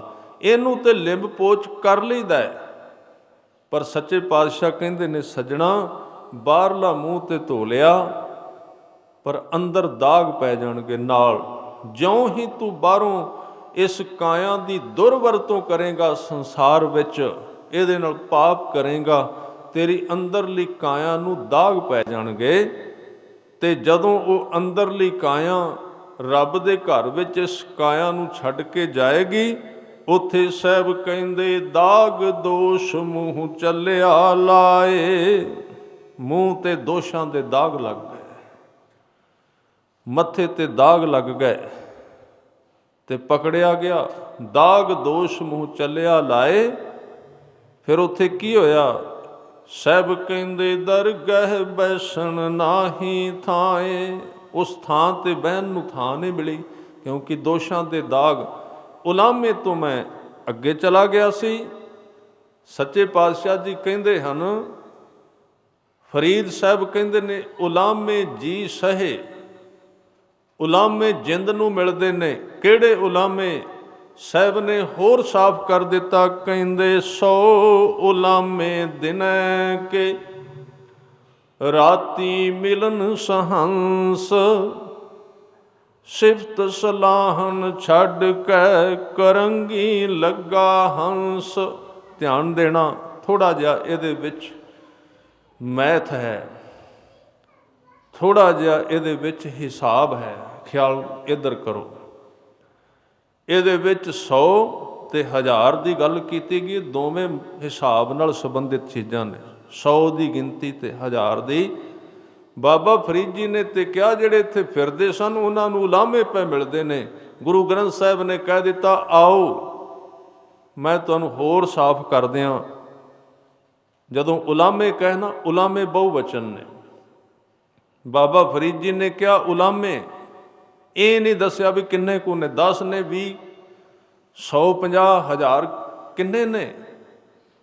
ਗੁਰੂ ਨਾਨਕ ਸੱਚੇ ਪਾਤਸ਼ਾਹ ਜੀ ਨੇ, ਗੁਰੂ ਗ੍ਰੰਥ ਸਾਹਿਬ ਜੀ ਨੇ ਹੋਰ ਸਾਫ਼ ਕਰ ਦਿੱਤਾ। ਕਹਿੰਦੇ ਆਓ ਗਿਣਤੀ ਵੀ ਦੱਸਦੇ ਹਾਂ ਕਿੰਨੇ ਉਲਾਮੇ ਮਿਲੇ। 100 ਉਲਾਮੇ ਦਿਨੈ ਕੇ।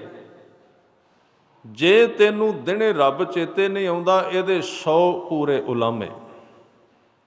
ਰਾਤੀ ਮਿਲਣ ਸਹੰਸ, ਜੇ ਰਾਤੀ ਚੇਤੇ ਨਹੀਂ ਆਉਂਦਾ ਤੇ ਸਹੰਸ ਦੇ ਅਰਥ ਨੇ 1000। ਮਹਾਰਾਜ ਸਮਾਂ ਤੇ ਇੱਕੋ ਜਿਹਾ, ਰਾਤ ਦੇ 1000 ਤੇ ਦਿਨ ਦੇ 100 ਕਿਉਂ? ਇਹਦਾ ਬੜਾ ਵੱਡਾ ਕਾਰਨ ਹੈ। ਜਦੋਂ ਇੱਥੇ ਰਾਤੀ ਮਿਲਣ ਸਹੰਸ ਕਹਿੰਦੇ ਨਾ, ਇਹਦੇ ਵਿੱਚ ਰਾਤ ਦੇ ਅਰਥ ਨੇ ਪਿਛਲੀ ਰਾਤ, ਅੰਮ੍ਰਿਤ ਵੇਲਾ। ਸੂਰਜ ਉੱਗਣ ਤੋਂ 3 ਘੰਟੇ ਪਹਿਲਾ ਸਮਾਂ, ਉਹਨੂੰ ਕਿਹਾ ਰਾਤ। ਉਹਨੂੰ ਕਿਹਾ, ਇੱਥੇ ਸਿੱਧਾ ਰਾਤ ਸ਼ਬਦ ਵਰਤ ਲਿਆ। ਵੈਸੇ ਸ਼ਬਦ ਆਉਂਦੇ ਨੇ ਪਿਛਲ ਰਾਤ ਨਾ ਜਾਗਿਓਏ ਜੀਵੰਦੜੋ ਮੋਏ ਹੋਏ। ਜੇ ਤੈ ਰੱਬ ਵਿਸਾਰਿਆ ਰੱਬ ਨਾ ਵਿਸਰਿਓ। ਇੱਥੇ ਰਾਤੀ, ਰਾਤ ਦੇ 10 ਗੁਣਾ ਉਲਾਮੇ ਵੱਧ ਗਏ। ਦਿਨੇ ਨਹੀਂ ਵਧੇ, ਦਿਨੇ 100 ਰਹੇ। ਰਾਤ ਦੇ ਤਾਂ ਵਧੇ ਕਿਉਂਕਿ ਸੂਰਜ ਉੱਗਣ ਤੋਂ ਜਿਹੜਾ ਪਹਿਲਾ ਸਮਾਂ 3 ਘੰਟੇ ਦਾ ਪਰਮਾਤਮਾ ਨੇ ਸੰਸਾਰ ਵਾਸਤੇ ਬਣਾਇਆ ਹੀ ਨਹੀਂ ਹੈ। ਸੰਸਾਰ ਵਾਸਤੇ ਹੈ ਹੀ ਨਹੀਂ। ਉਹ ਸਮਾਂ 3 ਘੰਟੇ ਛੱਡ ਕੇ ਬਾਕੀ ਜਿਹੜੇ 21 ਘੰਟੇ ਉਹਦੇ ਵਿੱਚ ਬੰਦਾ ਸੰਸਾਰ ਦੇ ਕੰਮ ਕਰ ਸਕਦਾ। ਸ਼ਲੋਕ ਪੜ੍ਹੋ ਗੁਰੂ ਅੰਗਦ ਦੇਵ ਪਾਤਸ਼ਾਹ ਜੀ ਦੇ। ਉਹਨਾਂ ਨੇ ਇੱਕ ਬੜੇ ਤਰੀਕੇ ਦੇ ਨਾਲ ਬਚਨ ਕਿਹਾ ਕਿ ਸਤੀ ਪਹਿਰੀ ਸਤ ਭਲਾ ਬਈਐ ਪੜ੍ਹਿਆ ਪਾਸ। ਇੱਥੇ 8ਵੇਂ ਪੈਰ ਦੀ ਗੱਲ ਹੀ ਕੋਈ ਨਹੀਂ ਕੀਤੀ, 7 ਪੈਰਾਂ ਦੀ ਗੱਲ ਕੀਤੀ। ਸਤੀ ਪਹਿਰੀ ਸਤ ਭਲਾ। 7 ਪੈਰ ਕਿੰਨੇ ਹੁੰਦੇ ਨੇ? 3 ਘੰਟਿਆਂ ਦਾ ਇੱਕ ਪੈਰ ਹੈ ਤੇ 3 ਨੂੰ 7 ਨਾਲ ਗੁਣਾ ਕਰਦੇ ਤੇ 21 ਘੰਟੇ ਬਣਦੇ ਨੇ, 3 ਬਚ ਜਾਂਦੇ ਨੇ। 7 ਪਹਿਰ, ਕਹਿਣ ਲੱਗੇ ਉਹ ਜਿਹੜੇ 7 ਪਹਿਰ ਨੇ ਉਹਨਾਂ ਨੂੰ ਕਿਵੇਂ ਵਰਤੋਂ ਕਰਨਾ, ਉਹਨਾਂ ਵਿੱਚ ਕੰਮ ਕਿਵੇਂ ਕਰਨਾ, ਉਹਨਾਂ ਵਿੱਚ ਤੂੰ ਵਿਚਰ ਸਕਣਾ ਸੰਸਾਰ ਵਿੱਚ। ਉਹਨਾਂ ਦੇ ਵਿੱਚ ਇਸ਼ਾਰਾ ਕੀਤਾ, ਉਹਨਾਂ 7 ਪਹਿਰਾਂ ਦੀ ਵਰਤੋਂ ਕਰ। ਬੜਾ ਵੱਡਾ ਹਿਸਾਬ ਹੈ ਗੁਰੂ ਗ੍ਰੰਥ ਸਾਹਿਬ ਮਹਾਰਾਜ ਦੇ ਵਿੱਚ। ਕਈ ਵਾਰੀ ਮਨ ਵਿੱਚ ਕੁਝ ਖਿਆਲ ਆਉਂਦੇ ਨੇ, ਜਿਹੜੀਆਂ ਗੱਲਾਂ ਗੁਰੂ ਗ੍ਰੰਥ ਸਾਹਿਬ ਦੇ ਵਿੱਚ ਰੱਬ ਦੇ ਘਰ ਵਾਸਤੇ ਕਹੀਆਂ ਨਾ, ਜਦੋਂ ਅਸੀਂ ਉਹਦਾ ਗੇਟ ਲੰਘੀਏ, ਅੰਦਰ ਐਂਟਰੀ ਕਰ ਜਾਈਏ ਉਹਦੇ ਵਿੱਚ, ਉਹਦੇ ਵਾਸਤੇ ਸੱਚੇ ਪਾਤਸ਼ਾਹ ਨੇ ਕਿਹਾ ਕਿ ਉੱਥੇ ਕੋਈ ਅੰਤ ਨਹੀਂ, ਉਹਦੀ ਕੋਈ ਵਿਆਖਿਆ ਨਹੀਂ, ਉਹਨੂੰ ਕੋਈ ਨਹੀਂ ਦੇ ਸਕਦਾ ਪਰਿਭਾਸ਼ਾ। ਇੱਕ ਪਾਸਿਓਂ ਉਹਨੂੰ ਕਹਿਣ ਲੱਗੇਗਾ ਕੋਈ ਦੂਜਾ ਛੁੱਟ ਜਾਏਗਾ, ਦੂਜੇ ਪਾਸਿਓਂ ਫੜਨ ਲੱਗੇਗਾ ਪਹਿਲਾ ਛੁੱਟ ਜਾਏਗਾ। ਅਸੀਂ ਇੱਕ ਗਲਤੀ ਕਰ ਲਈ, ਅਸੀਂ ਕਿਹਾ ਇਹਦਾ ਮਤਲਬ ਇਹ ਕੱਢ ਦਿੱਤਾ ਵੀ ਸਾਰੇ ਗੁਰੂ ਗ੍ਰੰਥ ਸਾਹਿਬ ਮਹਾਰਾਜ ਜਿੰਨੀ ਬਾਣੀ ਹੈ, ਅਸੀਂ ਕਹਿ ਦਿੱਤਾ ਕਿਸੇ ਚੀਜ਼ ਵਿੱਚ ਵੀ ਹਿਸਾਬ ਕਿਤਾਬ ਨਹੀਂ ਹੈ। ਨਹੀਂ, ਉਹ ਤੇ ਜਦੋਂ ਕੋਈ ਮਿਲਾਪ ਵਿੱਚ ਜਾਂਦਾ ਉਹਦੇ ਵਾਸਤੇ ਕਿਹਾ, ਇਹਦਾ ਕੋਈ ਵਿਆਖਿਆ ਨਹੀਂ। ਜਦੋਂ ਕੋਈ ਮਿਲਿਆ ਐਸਾ ਨਾਮ ਨਿਰੰਜਨ ਹੋਏ, ਜੇ ਕੋ ਮਨ ਜਾਣੈ ਮਨ ਕੋਈ, ਉਹ ਹੀ ਜਾਣਦਾ ਜੋ ਮਿਲਿਆ। ਅਸੀਂ ਇੱਕ ਗਲਤੀ ਕਰ ਲਈ, ਅਸੀਂ ਉਹ ਜਿਹੜਾ ਗਿਆਨ ਸੀ ਇੱਧਰ ਵੀ ਥੋਪ ਦਿੱਤਾ, ਕਿਹਾ ਵਿਆਖਿਆ ਹੈ ਹੀ ਕੋਈ ਨਹੀਂ ਧਰਮ ਦੀ, ਛੱਡੋ ਪਰਾਂ। ਨਹੀਂ, ਗੁਰੂ ਗ੍ਰੰਥ ਸਾਹਿਬ ਦੇ ਵਿੱਚ ਮਿਣ ਮਿਣ ਕੇ ਰਸਤੇ ਦੀ ਵਿਆਖਿਆ ਕੀਤੀ ਗਈ। 10 ਦਿਨ ਦੀ ਇਹ ਬਾਣੀ, ਹੁਣ ਤੂੰ ਕਿਹੜੇ ਰਸਤੇ ਤੇ, ਕਿਹੜੇ ਮੋੜ ਤੇ ਹੈ, ਕਿਹੜੇ ਥਾਂ ਤੇ ਹੈ। ਪਰ ਅਸੀਂ ਕਹਿ ਦਿੱਤਾ ਨਹੀਂ, ਪਤਾ ਹੀ ਨਹੀਂ ਲੱਗਦਾ ਇਹਦਾ ਜੀ। ਪਤਾ ਲੱਗਦਾ ਹੈ, ਜੇ ਪਤਾ ਲੱਗ ਗਿਆ ਤੇ ਬੰਦੇ ਦੀ ਕਮਜ਼ੋਰੀ ਪ੍ਰਗਟ ਹੋ ਜਾਏਗੀ, ਉਹਦੇ ਹੰਕਾਰ ਨੂੰ ਸੱਟ ਲੱਗੇਗੀ। ਉਹ ਕਹੇਗਾ ਨਹੀਂ, ਕਿਉਂਕਿ ਜੇ ਵਿਆਖਿਆ ਹੋਈ ਤੇ ਸਾਡੇ ਬਣੇ ਹੋਏ ਕਾਲਪਨਿਕ ਧਰਮ ਟੁੱਟਣਗੇ ਸਾਰੇ, ਜੋ ਅਸੀਂ ਐਵੇਂ ਬਣਾ ਕੇ ਤੁਰੇ ਫਿਰਨੇ। ਐਸੇ ਵੀ ਗਿਆਨਵਾਨ ਲੋਕ ਨੇ ਜਿਹੜੇ ਗੁਰੂ ਗ੍ਰੰਥ ਗੁਰਦੁਆਰੇ ਦੇ ਵਿੱਚ ਆ ਕੇ ਗੁਰੂ ਗ੍ਰੰਥ ਸਾਹਿਬ ਤੱਕ ਨਹੀਂ ਆਉਂਦੇ ਮੱਥਾ ਟੇਕਣ ਵੀ। ਬਹਿਣਾ ਤੇ ਦੂਰ ਦੀ ਗੱਲ, ਉਹ ਕਹਿੰਦੇ ਨੇ ਉਹ ਤੇ ਪੁਰਾਣੀਆਂ ਗੱਲਾਂ ਚਲੋ ਉੱਥੇ ਵਿਦਿਆਰਥੀ ਕਰਦੇ ਨੇ, ਸਾਨੂੰ ਤੇ ਗਿਆਨ ਬੜਾ ਹੁੰਦਾ ਹੈ। ਕਹਿੰਦੇ ਅਸੀਂ ਤੇ ਸਮਝ ਗਏ, ਪਰ ਸਮਝੇ ਨਹੀਂ। ਗੁਰੂ ਗ੍ਰੰਥ ਸਾਹਿਬ ਜੀ ਦਾ ਸਾਹਮਣਾ ਤੇ ਕਰਕੇ ਵੇਖੀਏ ਜਰਾ ਸ਼ਬਦ ਦਾ। ਇੱਕ ਇੱਕ ਬਣੇ ਹੋਏ ਝੂਠੇ ਹੰਕਾਰ ਨੂੰ ਵੱਢ ਦੇਗੀ ਗੁਰਬਾਣੀ ਦੀ ਵਿਆਖਿਆ, ਬਿਠਾ ਦੇਗੀ ਜ਼ਮੀਨ ਤੇ ਲਾ ਕੇ ਸਾਰੇ ਹੰਕਾਰ, ਕਿ ਤੁਸੀਂ ਅਜੇ ਕਿਤੇ ਵੀ ਨਹੀਂ ਪਹੁੰਚੇ, ਇਹ ਤੁਹਾਡਾ ਕਾਲਪਨਿਕ ਧਰਮ ਹੈ, ਕਲਪਿਆ ਹੋਇਆ, ਬਣਾਇਆ ਹੋਇਆ। ਤੁਸੀਂ ਮਨ ਦੀ ਹੀ ਦੁਨੀਆ ਨੂੰ ਤਿਆਰ ਕਰ ਲਿਆ ਕਿ ਮੈਂ ਕਿਤੇ ਪਹੁੰਚਿਆ ਹਾਂ, ਮੈਂ ਕਿਤੇ ਚਲਾ ਗਿਆ। ਗੁਰੂ ਨਾਨਕ ਪਾਤਸ਼ਾਹ ਕਈਆਂ ਨੂੰ ਮਿਲੇ ਨੇ, ਗੁਰੂ ਗੋਬਿੰਦ ਸਿੰਘ ਪਾਤਸ਼ਾਹ ਜੀ ਕੋਲ ਕਈ ਆਏ ਨੇ। ਇੱਕ ਸੰਨਿਆਸੀ ਜੀ ਆਉਂਦੇ ਨੇ, ਸਤਿਗੁਰਾਂ ਕੋਲ ਆਏ ਤੇ ਨਜ਼ਰ ਗੁਰੂ ਦੀ ਬੜੀ ਤਿੱਖੀ ਹੈ, ਵੇਖਿਆ ਘਰ ਵੀ ਛੱਡ ਆਏ, ਸਵਾਹ ਵੀ ਮਲੀ ਹੈ ਸਰੀਰ ਤੇ ਗੱਲ ਨਹੀਂ ਬਣੀ ਲੱਗਦੀ। ਸਤਿਗੁਰਾਂ ਦੀ ਤੇ ਦ੍ਰਿਸ਼ਟੀ ਬੜੀ ਡੂੰਘੀ ਹੈ ਨਾ, ਗੱਲ ਨਹੀਂ ਬਣੀ ਲੱਗਦੀ। ਕੀ ਵੇਖਿਆ? ਅਜੇ ਤੇ ਕ੍ਰੋਧ ਦੀਆਂ ਅੰਦਰ ਲਾਟਾਂ ਨੇ, ਹੰਕਾਰ ਦੀਆਂ। ਹਜ਼ੂਰ ਨੇ ਸੋਚਿਆ ਇਸ ਬੰਦੇ ਦਾ ਥੋੜ੍ਹਾ ਜਿਹਾ ਇਲਾਜ ਹੀ ਕਰ ਦਈਏ। ਆਇਆ ਹੈ ਹੁਣ, ਚਲੋ ਕੁਝ ਨਾ ਕੁਝ ਨੂੰ ਮਿਲ ਝੋਲੀ ਵਿੱਚ ਪੈ ਜਾਏ। ਸਤਿਗੁਰਾਂ ਨੇ ਪੁੱਛਿਆ ਕਿ ਯੋਗੀ ਰਾਜ ਜੀ ਤੁਹਾਡਾ ਨਾਮ ਕੀ ਹੈ? ਕਹਿਣ ਲੱਗਾ ਸੀਤਲ ਦਾਸ। ਸੀਤਲ ਦਾਸ ਉਲਟ ਸੀ, ਜੀਵਨ ਤੋਂ ਨਾਮ ਉਲਟ ਸੀ, ਅੰਦਰ ਸੀ ਕ੍ਰੋਧ, ਨਾਮ ਧਰਿਆ ਸੀ ਮਾਂ ਨੇ ਸੀਤਲ ਦਾਸ। ਕਹਿੰਦੇ ਆਓ ਸੀਤਲ ਦਾਸ ਬੈਠ ਜਾਓ। ਕੋਲ ਬਿਠਾਇਆ, ਬੈਠ ਗਿਆ ਸੀਤਲ ਦਾਸ ਜੀ। 2 ਕੁ ਮਿੰਟ ਲੰਘੇ ਤੇ ਸਤਿਗੁਰੂ ਕਹਿੰਦੇ ਅੱਛਾ ਜੀ ਯੋਗੀ ਜੀ ਨਾਮ ਭੁੱਲ ਗਿਆ, ਥੋੜ੍ਹਾ ਜਿਹਾ ਦੱਸਣਾ ਮੈਨੂੰ, ਤੁਹਾਡਾ ਨਾਮ ਚੇਤੇ ਨਹੀਂ ਰਿਹਾ। ਕਹਿਣ ਲੱਗੇ ਜੀ ਸੀਤਲ ਦਾਸ। ਥੋੜ੍ਹਾ ਜਿਹਾ ਸ਼ਬਦ ਬਦਲ ਗਏ। 5 ਮਿੰਟ ਫਿਰ ਲੰਘ ਗਏ, ਜਲ ਪਾਣੀ ਛਕਾਇਆ ਤੇ ਸਤਿਗੁਰਾਂ ਨੇ ਤੀਜੀ ਵਾਰੀ ਪੁੱਛਿਆ, ਕਹਿੰਦੇ ਨਾਮ ਕੀ ਹੈ ਤੁਹਾਡਾ? ਕਹਿੰਦੇ 2 ਵਾਰੀ ਦੱਸਿਆ ਤੇ ਹੈ ਸੀਤਲ ਦਾਸ ਹੈ, ਤੁਹਾਨੂੰ ਇਹ ਵੀ ਨਹੀਂ ਯਾਦ ਰਹਿੰਦਾ? ਹਜ਼ੂਰ ਕਹਿੰਦੇ ਵੀ ਕੋਈ ਨਹੀਂ, ਗੁੱਸਾ ਨਾ ਕਰੋ, ਮੈਨੂੰ ਕੁਝ ਚੀਜ਼ਾਂ ਭੁੱਲਦੀਆਂ, ਯਾਦ ਨਹੀਂ ਰਹਿੰਦੀਆਂ। ਇਹ ਕਲਗੀਆਂ ਵਾਲੇ ਦਾ ਢੰਗ ਸੀ। ਚੋਜੀ ਪ੍ਰੀਤਮ ਨਾਮ ਤਾਂ ਰੱਖਿਆ ਗੁਰੂ ਗੋਬਿੰਦ ਸਿੰਘ ਮਹਾਰਾਜ ਜੀ ਦਾ। ਕਦੀ ਗਧੇ ਤੇ ਖੱਲ ਪਾ ਦਿੰਦੇ ਨੇ, ਤੇ ਕਦੀ ਭੋਜਨ ਛਕਾਉਂਦੇ ਨੇ ਤੇ ਸਿੱਖਾਂ ਨੂੰ ਛਕਾ ਦਿੱਤਾ ਤੇ ਪੰਡਤ ਰੁੱਸ ਗਏ। ਪੰਡਤ ਰੁੱਸ ਗਏ, ਵੱਡੇ ਵੱਡੇ ਪੰਡਤ ਸਨ ਪੁਰਾਣੇ। ਕਿਉਂਕਿ ਸਾਡੀ ਕੌਮ ਤੇ ਸਾਡੇ ਦੇਸ਼ ਦਾ ਇੱਕ ਨੁਕਸ ਹੈ, ਇੱਥੇ ਬੰਦੇ ਨੂੰ ਨਹੀਂ ਵਹਿੰਦੇ, ਅਹੁਦੇ ਨੂੰ ਵਹਿੰਦੇ ਨੇ। ਬੰਦੇ ਦਾ ਮੁੱਲ ਨਹੀਂ ਹੈ, ਆਦਮੀ ਦੀ ਸ਼ਖਸੀਅਤ ਦਾ ਕੋਈ ਮੁੱਲ ਨਹੀਂ, ਬਸ ਪੋਸਟ ਦਾ ਮੁੱਲ ਹੈ। ਔਰ ਇਸੇ ਕਰਕੇ ਉਹ ਦੇਸ਼ ਤੇ ਉਹ ਕੌਮਾਂ ਨੁਕਸਾਨ ਖਾ ਜਾਂਦੀਆਂ ਨੇ। ਠੀਕ ਹੈ, ਉਹਦੇ ਦਾ ਵੀ ਸਤਿਕਾਰ ਚਾਹੀਦਾ ਹੈ, ਪਰ ਸ਼ਖਸੀਅਤ ਜਿਹੜੀ ਹੈ ਉਹ ਵੀ ਨਾਲ ਹੋਵੇ। ਸ਼ਖਸੀਅਤਾਂ, ਇਹ ਪੰਡਤ ਇੱਕ ਅਹੁਦਾ ਸੀ, ਇਹਨੂੰ ਪਹਿਲਾਂ ਭੋਜਨ ਛਕਾਉਂਦੇ ਸਨ, ਬਾਅਦ ਵਿੱਚ ਕਿਸੇ ਨੂੰ। ਪਰ ਹਜ਼ੂਰ ਨੇ ਵੇਖਿਆ ਵੀ ਸ਼ਖਸੀਅਤ ਤੇ ਇਹਨਾਂ ਦੀ ਕਮਜ਼ੋਰ ਪੈ ਗਈ, ਅਹੁਦਾ ਮੱਲ ਕੇ ਬੈਠੇ ਨੇ। ਇਸੇ ਨੂੰ ਪੁਕਾਰ ਕੇ ਕਹਿ ਦਿੱਤਾ ਸੀ ਭਾਈ ਗੁਰਦਾਸ ਜੀ ਨੇ, ਕਹਿੰਦੇ ਕਾਜੀ ਹੋਏ ਰਿਸ਼ਵਤੀ, ਵੱਡੀ ਲੈ ਕੇ ਹੱਕ ਗਵਾਈ।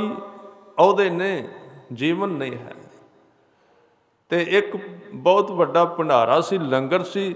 ਸਿੱਖਾਂ ਨੂੰ ਗੁਰੂ ਸਾਹਿਬ ਨੇ ਕਿਹਾ ਵੀ ਛਕਾਓ। ਪੰਡਤ ਜੀ ਆ ਗਏ ਇਕੱਠੇ ਹੋ ਕੇ, ਕਹਿੰਦੇ ਮਹਾਰਾਜ ਤੁਸਾਂ ਬੜੀ ਵੱਡੀ ਪਰੰਪਰਾ ਤੋੜ ਦਿੱਤੀ।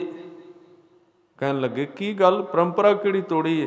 ਕਹਿੰਦੇ ਲੰਗਰ ਸਾਨੂੰ ਪਹਿਲਾਂ ਛਕਾਉਣਾ ਸੀ, ਬਾਅਦ ਵਿੱਚ ਦੂਜਿਆਂ ਨੂੰ। ਦੇਖਿਆ ਜੋ ਕੁਝ ਦੇਣਾ ਸੀ ਸਾਨੂੰ ਦੇਣੀ ਸੀ। ਤੇ ਸਤਿਗੁਰਾਂ ਨੇ ਉਹਨਾਂ ਨੂੰ ਇਹ ਨਹੀਂ ਕਿਹਾ ਵੀ ਮੈਂ ਤੁਹਾਨੂੰ ਲੰਗਰ ਨਹੀਂ ਛਕਾਉਣਾ, ਉਹਨਾਂ ਦਾ ਚੋਜ ਹੈ, ਤਰੀਕਾ ਹੈ। ਉਹਨਾਂ ਨੇ ਕਹਿ ਦਿੱਤਾ ਜੀ ਪੰਡਤ ਜੀ ਤੁਹਾਡੀ ਯਾਦ ਭੁੱਲ ਗਈ, ਮੈਨੂੰ ਚੇਤਾ ਨਹੀਂ ਰਿਹਾ ਵੀ ਤੁਸੀਂ ਵੀ ਹੁੰਦੇ ਹੋ ਇਸ ਧਰਤੀ ਤੇ। ਇਹ ਹੋਰ ਵੱਡਾ ਚੋਜ ਸੀ, ਹੋਰ ਵੱਡੀ ਚੋਟ ਸੀ ਉਹਨਾਂ ਦੇ ਹੰਕਾਰ ਨੂੰ। ਇਹਦਾ ਮਤਲਬ ਸੀ ਗੁਰੂ ਸਾਹਿਬ ਕਹਿੰਦੇ ਸਨ ਪੰਡਤ ਜੀ ਮੈਨੂੰ ਹੁਣ ਤੁਸੀਂ ਯਾਦ ਹੀ ਨਹੀਂ ਰਹਿੰਦੇ, ਮੈਨੂੰ ਚੇਤੇ ਵਿੱਚ ਨਹੀਂ ਆਉਂਦੇ, ਮੇਰੇ ਮਨੋਂ ਨਿਕਲ ਗਏ, ਤੁਸੀਂ ਮਨੋਂ ਲੈ ਗਏ। ਇਹ ਚੋਜ। ਇਸੇ ਤਰ੍ਹਾਂ ਸੀਤਲ ਦਾਸ ਨੂੰ ਜਦੋਂ ਤੀਜੀ ਚੌਥੀ ਵਾਰੀ ਕਿਹਾ ਨਾ, ਤੇ ਕਹਿਣ ਲੱਗਾ ਤੁਹਾਨੂੰ ਨਾਮ ਹੀ ਨਹੀਂ ਚੇਤੇ ਆਉਂਦਾ। ਹਜ਼ੂਰ ਕਹਿੰਦੇ ਨੇ ਚੇਤਾ ਭੁੱਲ ਜਾਂਦਾ ਹੈ। ਤੇ ਜਦੋਂ ਪੰਜਵੀਂ ਵਾਰੀ ਕਿਹਾ ਤੇ ਉੱਠ ਕੇ ਖੜਾ ਹੋ ਗਿਆ, ਸਰੀਰ ਕੰਬਣ ਲੱਗ ਪਿਆ ਗੁੱਸੇ ਨਾਲ। ਫਿਰ ਸਤਿਗੁਰੂ ਸੱਚੇ ਪਾਤਸ਼ਾਹ ਨੇ ਬਖਸ਼ਿਸ਼ ਕੀਤੀ, ਇੱਕ ਦ੍ਰਿਸ਼ਟੀ ਮਾਰੀ ਉਹਦੇ ਉੱਤੇ ਬਖਸ਼ਿਸ਼ ਦੀ, ਅੰਦਰੋਂ ਬਾਹਰੋਂ ਠਰ ਗਿਆ। ਤੇ ਸਤਿਗੁਰਾਂ ਨੇ ਕਿਹਾ ਸੀ ਸੀਤਲ ਦਾਸ ਨਾਮ ਰਖਾਉਣਾ ਸੌਖਾ ਹੈ, ਸੀਤਲ ਹੋਣਾ ਬੜਾ ਔਖਾ ਹੈ। ਗੱਲਾਂ ਕਰਨੀਆਂ, ਗੱਲਾਂ ਲਿਖਣੀਆਂ ਤੇ ਗੱਲਾਂ ਸੁਣਨੀਆਂ ਤੇ ਸਿੱਖ ਲੈਣੀਆਂ ਬੜੀਆਂ ਸੌਖੀਆਂ ਨੇ, ਸੀਤਲ ਹੋਣਾ ਬੜਾ ਔਖਾ ਹੈ। ਧਰਮੀ ਬੰਦੇ ਦੀ ਪਹਿਲੀ ਨਿਸ਼ਾਨੀ ਹੈ ਉਹ ਜਦੋਂ ਗੱਲ ਕਰਦਾ ਹੈ, ਤੇ ਜਦੋਂ ਪਹਿਲੀ ਗੱਲ ਕ੍ਰੋਧ ਤੇ ਹੁਣ ਸਾਰੇ ਸਰੀਰਾਂ ਵਿੱਚ ਆਏਗਾ। ਜਦੋਂ ਉਹਨੂੰ ਕ੍ਰੋਧ ਆ ਜਾਂਦਾ ਤੇ ਉਹਦਾ ਇੱਕ ਨਿਯਮ ਹੁੰਦਾ ਕਿ ਬੋਲਣਾ ਨਹੀਂ। ਕਈਆਂ ਨੇ ਇਹ ਨਿਯਮ ਰੱਖਿਆ, ਕ੍ਰੋਧ ਦੇ ਸਮੇਂ ਬੋਲਦੇ ਨਹੀਂ। ਉਹਦਾ ਕੀ ਕਾਰਨ ਹੈ? ਕਿਉਂਕਿ ਕ੍ਰੋਧ ਦੇ ਸਮੇਂ ਜੋ ਕੁਝ ਬੋਲਾਂਗੇ ਉਹ ਠੀਕ ਨਹੀਂ ਹੋਵੇਗਾ, ਉਹ ਗਲਤ ਹੋਣਾ ਬਿਲਕੁਲ। ਉਹ ਉਦੋਂ ਬੋਲਦੇ ਨੇ ਜਦੋਂ ਸ਼ਾਂਤ ਹੋਣਗੇ, ਉਦੋਂ ਠੀਕ ਆਵਾਜ਼, ਠੀਕ ਸ਼ਬਦ ਆਉਣਗੇ। ਤਾਂ ਮੈਂ ਬੇਨਤੀ ਸਾਂਝੀ ਕਰ ਰਿਹਾ ਸਾਂ, ਉਲਾਮੇ ਹਿਸਾਬ ਦੀ ਗੱਲ ਕਰ ਰਿਹਾ ਸਾਂ ਵੀ ਗੁਰਬਾਣੀ ਵਿੱਚ ਕੱਲਾ ਰੱਬ ਦੇ ਘਰ ਦੀ ਪਰਮਾਰਥ ਦੀ ਗੱਲ ਪਹੁੰਚਦੀ ਨਹੀਂ ਕਿ ਉੱਥੇ ਜਿਹੜੇ ਪਹੁੰਚੇ ਉਹਦੀ ਤੇ ਵਿਆਖਿਆ ਨਹੀਂ, ਰਾਹ ਦੀ ਵਿਆਖਿਆ ਮਿਣ ਮਿਣ ਕੇ ਕੀਤੀ ਗਈ ਹੈ। ਗੁਰੂ ਅੰਗਦ ਦੇਵ ਜੀ ਕਹਿੰਦੇ ਨੇ 7 ਪਹਿਰਾਂ ਵੱਲ ਧਿਆਨ ਦੇ, 21 ਘੰਟੇ ਕਿਵੇਂ ਲੰਘਦੇ ਨੇ ਥੋੜ੍ਹੇ ਜਿਹੇ। ਅੰਮ੍ਰਿਤ ਵੇਲੇ ਦੀ ਤੇ ਗੱਲ ਕਰਨਾ, ਉਹਦਾ ਤੇ ਉਲਾਮਾ ਦੇਣਾ ਤੂੰ ਸਾਨੂੰ ਆ ਕੇ। ਹਰ ਇੱਕ ਬੰਦਾ ਕਹਿੰਦਾ ਹੈ ਜੀ ਸਵੇਰੇ ਪਾਠ ਕਰੀਦਾ, ਮਨ ਨਹੀਂ ਟਿਕਦਾ। ਜਦੋਂ ਬਾਣੀ ਪੜ੍ਹੀ ਦੀ ਮਨ ਨਹੀਂ ਟਿਕਦਾ। ਗੁਰੂ ਗ੍ਰੰਥ ਸਾਹਿਬ ਕਹਿੰਦੇ ਨੇ ਉਹ ਤੇ 1 ਪੈਰ ਹੈ, ਉਹ ਤੇ 2-3 ਘੰਟੇ ਨੇ। ਥੋੜ੍ਹਾ ਜਿਹਾ ਕਿਰਪਾ ਕਰਕੇ ਦੱਸੋ 21 ਘੰਟੇ ਝੂਠ ਕਿੰਨਾ ਕੁ ਬੋਲਿਆ? ਹੁਣ 21 ਘੰਟੇ ਬੋਲਿਆ ਝੂਠ, ਤੇ 3 ਘੰਟਿਆਂ ਵਿੱਚ ਸੱਚਖੰਡ ਨੂੰ ਪੌੜੀ ਲਾ ਕੇ ਕਿੱਥੋਂ ਬੈਠ ਜਾਵਾਂਗੇ? 21 ਘੰਟੇ ਕੀ ਕਰਦੇ ਰਹੇ ਹੋ? ਕੀ ਕਰਕੇ ਆਏ 21 ਘੰਟੇ? ਉਹਦੀ ਖਬਰ ਦਿਓ, ਉਹਦੇ ਬਾਰੇ ਦੱਸੋ। ਬਸ ਇਹੀ ਕਾਰਨ ਹੈ। ਬੜਾ ਵੱਡਾ ਸਵਾਲ ਹੈ, ਤੁਹਾਡਾ ਵੀ ਹੈ, ਮੇਰਾ ਵੀ ਹੈ। ਮਨ ਨਹੀਂ ਟਿਕਦਾ ਅੰਮ੍ਰਿਤ ਵੇਲੇ। ਇਹਦਾ ਜਵਾਬ ਹੀ ਇੱਕੋ ਹੈ, ਗੁਰੂ ਅੰਗਦ ਦੇਵ ਜੀ ਨੂੰ ਪੁੱਛ ਲਓ। ਉਹ ਕਹਿੰਦੇ ਨੇ 21 ਘੰਟੇ ਸ਼ੁੱਧ ਕਰਦੇ, ਅਗਲੇ 3 ਘੰਟੇ ਆਪੇ ਮਨ ਟਿਕਣ ਲੱਗ ਪਏਗਾ। ਇਹ ਤੇਰੇ ਤੇ ਖੜਾ, ਜਿੱਦਣ ਤੂੰ 21 ਘੰਟੇ ਸੋਧ ਲਏਗਾ ਅਗਲੇ 3 ਘੰਟੇ ਸ਼ੁੱਧ ਹੋ ਜਾਣਗੇ। ਇਹ ਹਿਸਾਬ ਉਹਨਾਂ ਦਾ ਮੈਂ ਗੱਲ ਕਰ ਰਿਹਾ ਸੀ। ਗੁਰੂ ਗ੍ਰੰਥ ਸਾਹਿਬ ਜੀ ਦੇ ਵਿੱਚ ਹਿਸਾਬ ਵੀ ਆਇਆ ਹੈ।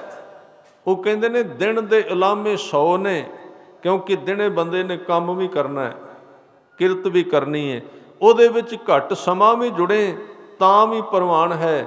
ਪਰ ਜੇ ਤੂੰ ਰਾਤ ਨਹੀਂ ਜੁੜਦਾ, ਅੰਮ੍ਰਿਤ ਵੇਲੇ ਨਹੀਂ ਜੁੜਦਾ, ਉਹਦੇ ਉਲਾਮੇ 100 ਨੇ। ਤੇ ਉਲਾਮੇ ਕਾਹਦੇ?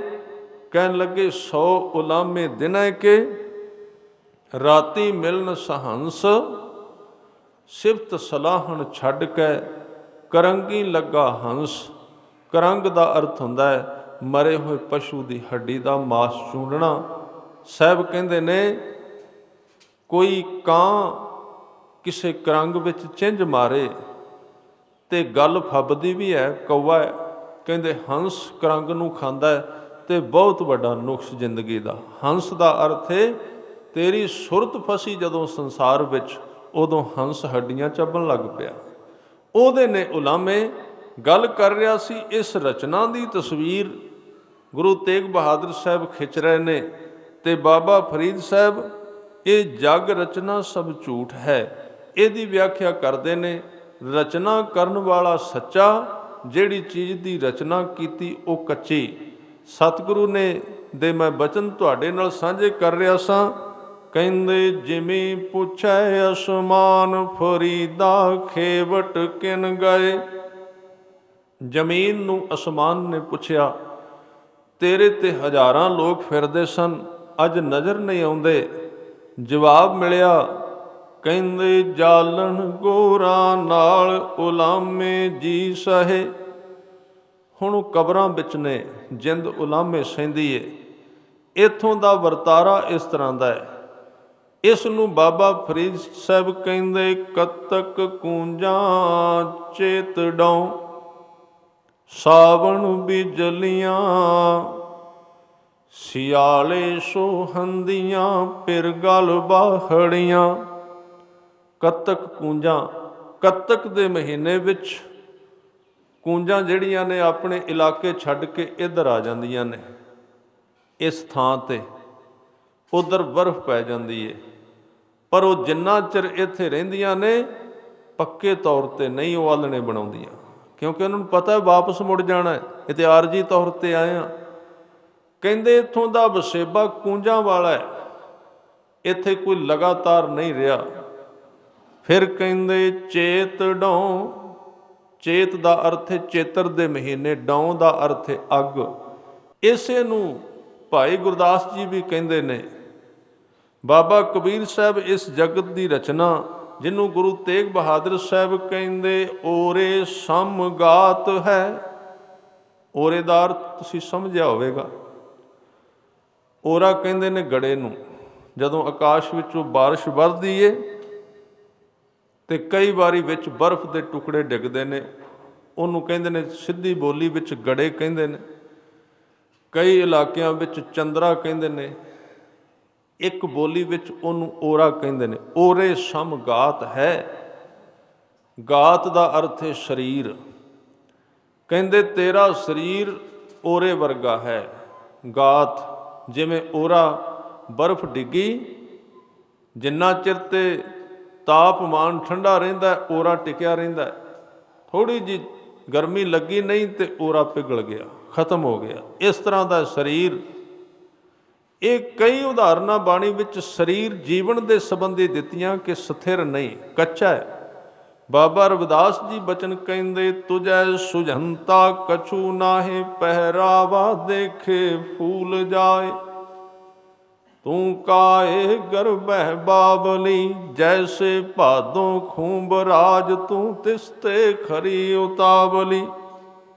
ਇਸ ਦੇਹ ਦੀ ਗੱਲ ਕਰਦੇ ਨੇ। ਕਹਿੰਦੇ ਖੁੰਬ ਤੋਂ ਵੀ ਜਲਦੀ ਖਤਮ ਹੋ ਜਾਣ ਵਾਲੀ ਹੈ ਇਹ ਰਚਨਾ ਜਿਹੜੀ ਹੈ, ਸਥਿਰ ਨਹੀਂ। ਇਸ ਨੂੰ ਗੁਰੂ ਅਰਜਨ ਦੇਵ ਕਹਿੰਦੇ ਤਿਚਰ ਵਸੈ ਸੁਹੇਲੜੀ, ਜਿਚਰ ਸਾਥੀ ਨਾਲ। ਜਾਂ ਸਾਥੀ ਉੱਠੀ ਚੱਲਿਆ ਤਾਂ ਧਨ ਖਾਕੂ ਰਾਲ। ਸਹੇਲੜੀ ਦਾ ਅਰਥ ਹੈ ਦੇਹ। ਦੇਹ ਤੇ ਉਹਨਾਂ ਚਿਰ ਹੀ ਵੱਸਦੀ ਹੈ ਜਿੰਨਾ ਚਿਰ ਵਿੱਚ ਦੇਹ ਦਾ ਮਾਲਕ ਆਤਮਾ ਹੈ, ਜਿੰਦ ਹੈ। ਕਈ ਵਾਰੀ ਅਸੀਂ ਕਹਿੰਦੇ ਹਾਂ, ਕਹਿਣਾ ਪੈਂਦਾ ਹੈ ਸਰੀਰ ਦੇ ਭੋਗ ਨੇ ਜਿਹੜੇ ਅਸੀਂ ਹੁਣ ਭੋਗ ਰਹੇ ਹਾਂ ਸੰਸਾਰ ਵਿੱਚ। ਇਹ ਕਹਿ ਦਿੰਦੇ ਆ ਵੀ ਆਹ ਤੇ ਸਰੀਰਕ ਭੋਗ ਨੇ, ਸਰੀਰਕ ਰਸ ਨੇ। ਸਾਧ ਸੰਗਤ ਜੀ, ਇਹ ਵੀ ਲਫ਼ਜ਼ ਊਣੇ ਨੇ, ਛੋਟੇ ਨੇ। ਇਹ ਭੋਗ ਸਰੀਰ ਦੇ ਨਹੀਂ। ਬੰਦਾ ਨਸ਼ਾ ਕਰਦਾ ਹੈ, ਅਸੀਂ ਕਹਿੰਦੇ ਹਾਂ ਸਰੀਰਕ ਰਸ ਹੈ। ਸਰੀਰਕ ਰਸ ਨਹੀਂ ਹੈ। ਜਿੱਦਣ ਉਹਦੀ ਦੇਹ ਤੋਂ ਪ੍ਰਾਣ ਨਿਕਲ ਗਏ, ਉਹਨੂੰ ਕਹੋ ਹੁਣੇ ਰਸ ਲੈ ਕੇ ਵਿਖਾ। ਸਰੀਰ ਤੇ ਉੱਥੇ ਹੀ ਪਿਆ ਹੋਇਆ, ਉਹਦੇ ਅੱਗੇ ਰੱਖੋ ਬੋਤਲ ਖੋਲ ਕੇ, ਰੱਖੋ ਉਹਦੇ ਸਾਹਮਣੇ ਗਲਾਸੀ, ਤੇ ਉਹਦੀ ਗਰਦਨ ਨੂੰ ਹੱਥ ਫੜ ਕੇ ਖੜੇ ਕਰਕੇ ਸਾਹਮਣੇ ਖੜੇ ਕਰ ਦਿਓ ਵੀ ਸੱਜਣਾ ਇੱਕ ਪੈਗ ਲਾ ਹੀ ਲੈ, ਸੌਖਾ ਪਹੁੰਚ ਜਾਏਗਾ ਧਰਮਰਾਜ ਕੋਲ। ਰਾਹ ਵਿੱਚ ਚਲੋ ਥਕੇਵਾਂ ਨਾ ਹੋਵੇਗਾ। ਕੌਣ ਪੀਵੇ ਹੁਣ? ਜਿਹਦੇ ਸਹਾਰੇ ਤੇ ਪੀਂਦਾ ਸੀ ਉਹ ਅੰਦਰੋਂ ਨਿਕਲ ਗਿਆ ਹੈ। ਦੇਹ ਦਾ ਕੀ ਭੋਗ ਹੈ? ਦੇਹ ਦਾ ਭੋਗ ਹੀ ਕੋਈ ਨਹੀਂ ਹੈ। ਸਰੀਰ ਦਾ ਕੋਈ ਭੋਗ ਨਹੀਂ। ਇਹ ਤੇ ਯੰਤਰ ਹੈ, ਵਿੱਚੋਂ ਕੋਈ ਭੋਗਦਾ ਹੈ, ਇਹਦੀ ਵਰਤੋਂ ਕਰ ਲੈਂਦਾ ਹੈ। ਤਾਂ ਹੀ ਗੁਰੂ ਰਾਮਦਾਸ ਸੱਚੇ ਪਾਤਸ਼ਾਹ ਜੀ ਕਹਿੰਦੇ ਨੇ, ਕਹਿਣ ਲੱਗੇ ਦੇਹ ਦਾ ਨਹੀਂ ਕੋਈ ਭੋਗ। ਉਹਨਾਂ ਨੇ ਜੋਤ ਦੇ ਭੋਗ ਦੀ, ਅੰਦਰ ਜਿਹੜੀ ਜੋਤ ਹੈ ਉਹਦੇ ਕਰਕੇ ਸੰਸਾਰ ਦੇ ਵੀ ਭੋਗ ਨੇ। ਬੰਦੇ ਦੀ ਅੰਦਰ ਸਾਧ ਸੰਗਤ ਸਰੀਰ ਦੀ ਜਿੰਦ ਨਾ ਰਵੇ ਤੇ ਉਹਨੇ ਕਦੀ ਇਨਕਾਰ ਕੀਤਾ? ਨਹੀਂ ਤੇ ਬੰਦਾ 100 ਅਮੀਰ ਜ਼ਿਆਦਾ ਕਈ ਕੁਝ ਕਰਦਾ। ਆਹ ਨਹੀਂ ਮੈਂ ਕੱਪੜਾ ਪਾਉਣਾ, ਉਹ ਨਹੀਂ ਪਾਉਣਾ, ਇਹ ਨਹੀਂ ਮੈਂ ਜੁੱਤੀ ਪਾਉਣੀ, ਇਹ ਪੱਗ ਨਹੀਂ ਬੰਨ੍ਹਣੀ।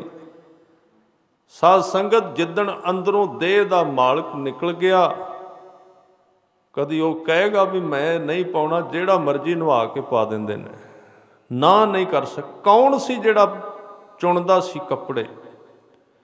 ਉਹ ਕੌਣ ਸੀ ਜਿਹੜਾ ਕਹਿੰਦਾ ਸੀ ਮੈਂ ਇੱਥੇ ਨਹੀਂ ਆਰਾਮ ਕਰਨਾ, ਮੈਂ ਇਸ ਤਰ੍ਹਾਂ ਦੀ ਰੋਟੀ ਨਹੀਂ ਖਾਣੀ?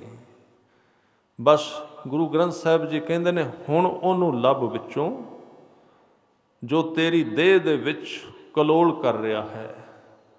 ਉਹਨੂੰ ਵੇਖ, ਤੂੰ ਦੇਹ ਨੂੰ ਜੀਵਨ ਸਮਝ ਲਿਆ, ਇਹਦੇ ਵੱਲ ਧਿਆਨ ਦੇ। ਇਸ ਕਰਕੇ ਗੁਰੂ ਰਾਮਦਾਸ ਸੱਚੇ ਪਾਤਸ਼ਾਹ ਕਹਿੰਦੇ, ਜਬ ਆਪਣੀ ਜੋਤ ਤੂੰ ਖਿੰਚੈ ਸੁਆਮੀ, ਤਬ ਕੋਈ ਕਰੋ ਦਿਖਾਵ ਖਿਆਨਾ। ਤੇਰੀ ਜੋਤ ਕਰਕੇ ਸਾਰੇ ਬੋਲਦੇ ਨੇ। ਦੇਹ ਦਾ ਕੋਈ ਭੋਗ ਨਹੀਂ ਹੁੰਦਾ, ਆਤਮਾ ਦੇ ਹੀ ਸਾਰੇ ਭੋਗ ਨੇ। ਪਰ ਜਿਹੜੇ ਬੰਦੇ ਨੇ ਸੁਚੇਤ ਹੋ ਕੇ ਇਹ ਗੱਲ ਸਮਝ ਲਈ, ਉਹਨੂੰ ਦੇਹ ਦੇ ਹੁੰਦਿਆਂ ਜਿੱਦਣ ਆਤਮਿਕ ਭੋਗ ਮਿਲ ਪਿਆ, ਜੀਵਨ ਸਫਲ ਹੋ ਗਿਆ। ਇਹ ਹੈ ਮੰਜ਼ਿਲ ਬੰਦੇ ਦੀ। ਸਾਡੀ ਮੰਜ਼ਿਲ ਕੀ ਹੈ? ਸਾਡੀ ਮੰਜ਼ਿਲ ਹੈ ਕਿ ਜਿਵੇਂ ਅਸੀਂ ਸਰੀਰ ਦੇ ਭੋਗਾਂ ਤੇ ਖੜੇ ਹੋਏ ਹਾਂ, ਦੇ ਅੰਦਰ ਆਤਮਿਕ ਭੋਗ ਤੱਕ ਪਹੁੰਚਣਾ। ਆਤਮਿਕ ਭੋਗ, ਆਤਮਿਕ ਰਸ। ਜੇ ਉੱਥੋਂ ਤੱਕ ਨਹੀਂ ਪਹੁੰਚੇ, ਕੋਈ ਵਿਅਕਤੀ ਦਾਅਵਾ ਨਹੀਂ ਕਰੇਗਾ ਕਿ ਸੁਖੀ ਹੈ, ਕਿਉਂਕਿ ਅੱਜ ਤੇ ਨਾਮ ਹੀ ਗਿਣ ਦਿੱਤੇ ਰਾਮ ਦੇ ਤੇ ਰਾਵਣ ਦੇ। ਕੱਚਾ ਹੈ ਸਾਰਾ ਕੁਝ, ਸਭ ਕੁਝ ਨਸ਼ਟ ਹੋ ਜਾਣ ਵਾਲਾ ਹੈ, ਖਤਮ ਹੋ ਜਾਣ ਵਾਲਾ ਹੈ। ਇਸ ਕਰਕੇ ਬਾਬਾ ਫਰੀਦ ਸਾਹਿਬ ਇਸ ਰਚਨਾ ਬਾਰੇ ਹੋਰ ਸ਼ਬਦ ਕਹਿੰਦੇ ਨੇ, ਕਹਿੰਦੇ ਜਿਸ ਆਸਨ ਹਮ ਬੈਠੇ ਕੇਤੇ ਬੈਸ ਗਿਆ। ਜਿਸ ਮੰਜੇ ਤੇ ਅਸੀਂ ਬੈਠੇ ਹਾਂ, ਸਾਡੇ ਤੋਂ ਪਹਿਲਾਂ ਕਿੰਨੇ ਬੈਠੇ ਸਨ, ਪਤਾ ਨਹੀਂ ਕਿੱਥੇ ਚਲੇ ਗਏ। ਯਾਦ ਵੀ ਨਿਕਲ ਗਈ ਉਹਨਾਂ ਦੀ ਮਨ ਵਿੱਚੋਂ, ਕਦੀ ਕਦੀ ਯਾਦ ਆਉਂਦੀ ਹੈ, ਚਲੇ ਗਏ। ਹੋਰ ਬਚਨ ਕੀਤੇ, ਕਹਿੰਦੇ ਕਿੱਥੇ ਤੈਂਡੇ ਮਾਪਿਆਂ, ਜਿੰਨੀ ਤੂੰ ਜਣਿਓ ਏ, ਤੈਂ ਪਾਸੋਂ ਓਏ ਲੱਦ ਗਏ, ਤੂੰ ਅਜੇ ਨਾ ਪਤੀਣਿਓ ਏ। ਉਹ ਕਿੱਧਰ ਚਲੇ ਗਏ? ਹੁਣ ਇੱਥੇ ਧਿਆਨ ਦੇਣਾ। ਮੈਂ ਇੱਕ ਗੱਲ ਆਪ ਜੀ ਨਾਲ ਸਾਂਝਾ ਕਰਦਾ ਹੋਇਆ ਅੱਗੇ ਨਿਕਲ ਗਿਆ ਸੀ। ਜੱਗ ਦੀ ਰਚਨਾ ਜਿਹਨੇ ਬਣਾਈ ਉਹ ਸੱਚਾ, ਰਚਨਾ ਕੱਚੀ ਕਿਉਂ ਬਣਾਈ, ਇਹ ਗੱਲ ਕਰ ਰਿਹਾ ਸੀ। ਮੰਨ ਲਓ ਇਹ ਰਚਨਾ ਸੱਚੀ ਹੋ ਜਾਏ। ਸਾਡੀ ਮੰਗ ਤੇ ਇਹੀ ਹੈ ਨਾ, ਇਹ ਰਚਨਾ ਨਾ ਹੱਥਾਂ ਵਿੱਚੋਂ ਨਿਕਲੇ, ਬਣੀ ਰਵੇ। ਸਾਨੂੰ ਪਤਾ ਹੀ ਨਹੀਂ ਇਸ ਚੀਜ਼ ਦਾ। ਉਹਨੇ ਰਚਨਾ ਕੱਚੀ ਬਣਾਈ, ਬਹੁਤ ਵੱਡਾ ਦਿਮਾਗਦਾਰ ਹੈ ਕਿ ਸਾਹਿਬ ਦਿਮਾਗ। ਮੰਨ ਲਓ ਇੱਕ ਬੰਦਾ ਕਵੇ ਦਿਨ ਚੜ੍ਹਿਆ ਤੇ ਦਿਨ ਹੀ ਰਵੇ, ਰਾਤ ਪਵੇ ਨਾ।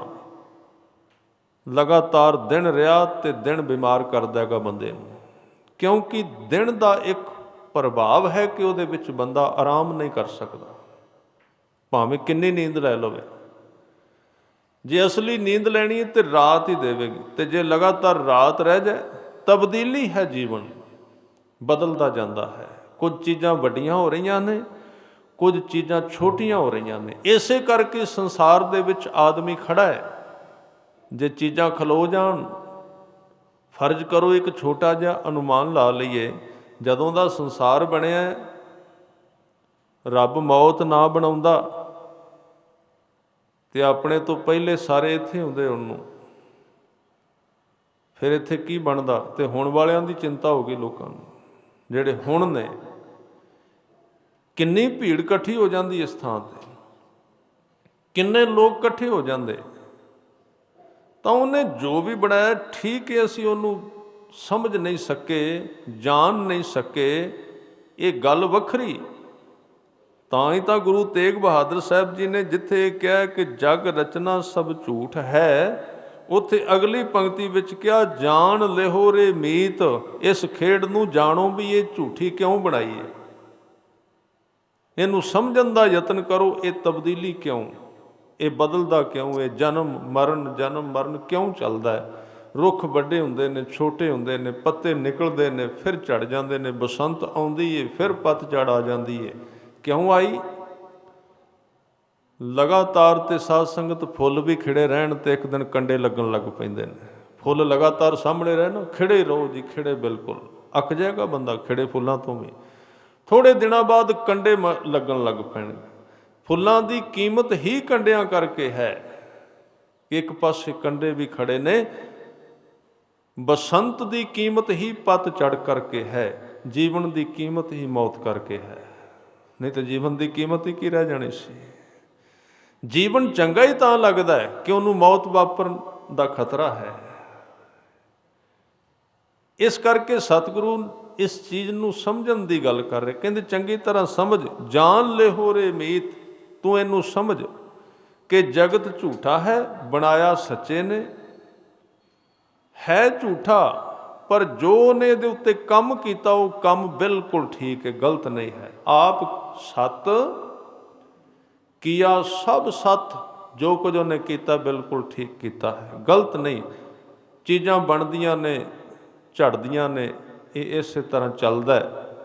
ਤਾਂ ਗੁਰੂ ਤੇਗ ਬਹਾਦਰ ਸਾਹਿਬ ਕਹਿੰਦੇ ਜਗ ਰਚਨਾ ਸਭ ਝੂਠ ਹੈ।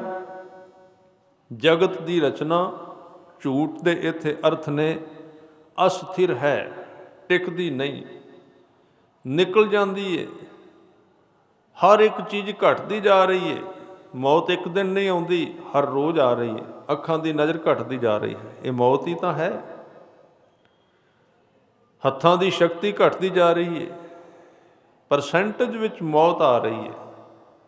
ਸਰੀਰ ਦੀ ਤਾਕਤ ਘਟ ਗਈ। ਆਦਮੀ ਪਹਿਲਾਂ ਬੈਠਾ ਰਹਿੰਦਾ ਸੀ ਕਿੰਨਾ ਚਿਰ, ਹੁਣ ਨਹੀਂ ਬੈਠਾ ਜਾਂਦਾ, ਉਹਦੀ ਬੈਠਕ ਦੀ ਮੌਤ ਹੋ ਗਈ, ਅੱਧੀ ਰਹਿ ਗਿਆ ਜੀਵਨ। ਇਹ ਰੋਜ਼ ਆ ਰਹੀ ਤਬਦੀਲੀ ਦਾ ਅਰਥ ਹੈ ਮੌਤ। ਉਹ ਇੱਕ ਐਂਡ ਹੁੰਦਾ ਜਿਹਨੂੰ ਅਸੀਂ ਮੌਤ ਕਹਿ ਦਿੰਦੇ ਹਾਂ। ਮੌਤ ਤੇ ਹੈ ਹੀ ਸੰਸਾਰ ਦੇ ਵਿੱਚ, ਉਹ ਨਾਲੋਂ ਨਾਲ ਚਲਾ ਰਹੀ ਹੈ, ਸੰਸਾਰ ਨੂੰ ਬਣਾ ਰਹੀ ਹੈ। ਤਾਂ ਉਹਨੂੰ ਕਹਿੰਦੇ ਨੇ ਇਹ ਅਸਥਿਰ ਨਹੀਂ ਹੈ, ਖੜੇ ਰਹਿਣ ਵਾਲੀ ਨਹੀਂ।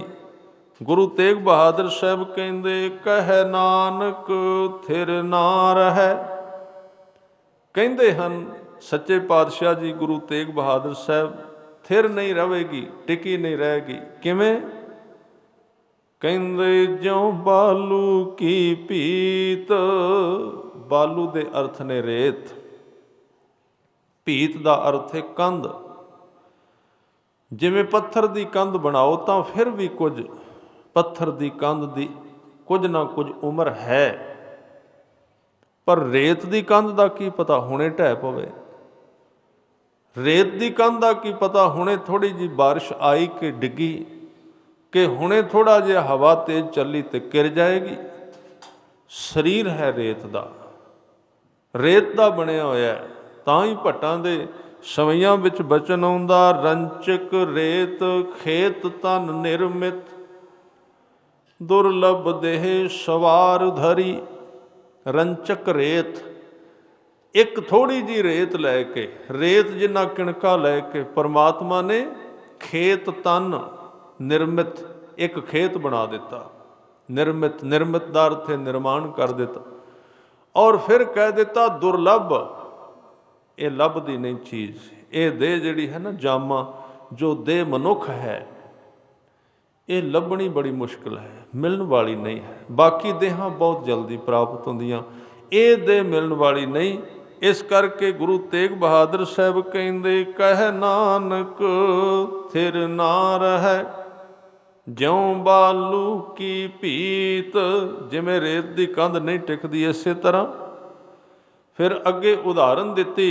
साहब कहते, राम गयो रावण गयो, जां को बहु परवार। रामचंद्र, इत्थे राम दे अर्थ रामचंद्र ने। गुरु ग्रंथ साहिब जी की बाणी विच किते किते राम शब्द रामचंद्र लई है, बहुते थावां ते राम शब्द जिहड़ा है परमात्मा वास्ते है। राम का अर्थ है जो रमिया होया है, सबै घट राम बोलै। परमात्मा समाया होया। कहते इत्थों राम भी चले गए, रावण भी चला गया। फर्क बड़ा है, ख्याल रखना। इत्थे ध्यान देना, राम कला है, रावण कला नहीं। रावण दे नाल रावण दा परिवार भी है। राम गयो रावण गयो, जां को बहु प्रकार। भावें कि दोवें चले गए, जान विच फर्क है। राम कले गए, रावण परिवार लैके गया। परिवार किहड़ा? आदमी नाल अपना परिवार लैके भी जाता एक पक्ष विच। एक पक्ष कहने कुटुंब नाल नहीं तुरदा, बाहरला परिवार नहीं नाल तुरदा, अंदरला परिवार ते नाल ही जांदा, और कित्थे जाना उसने। एक परिवार बाहरला है ते अंदरले परिवार ते कई ने, उन्होंने ते नाल ही जाना है। जिन्हां दे मन नाल मन जुड़िया है वो नाल जाएगा, किते नहीं जा सकता।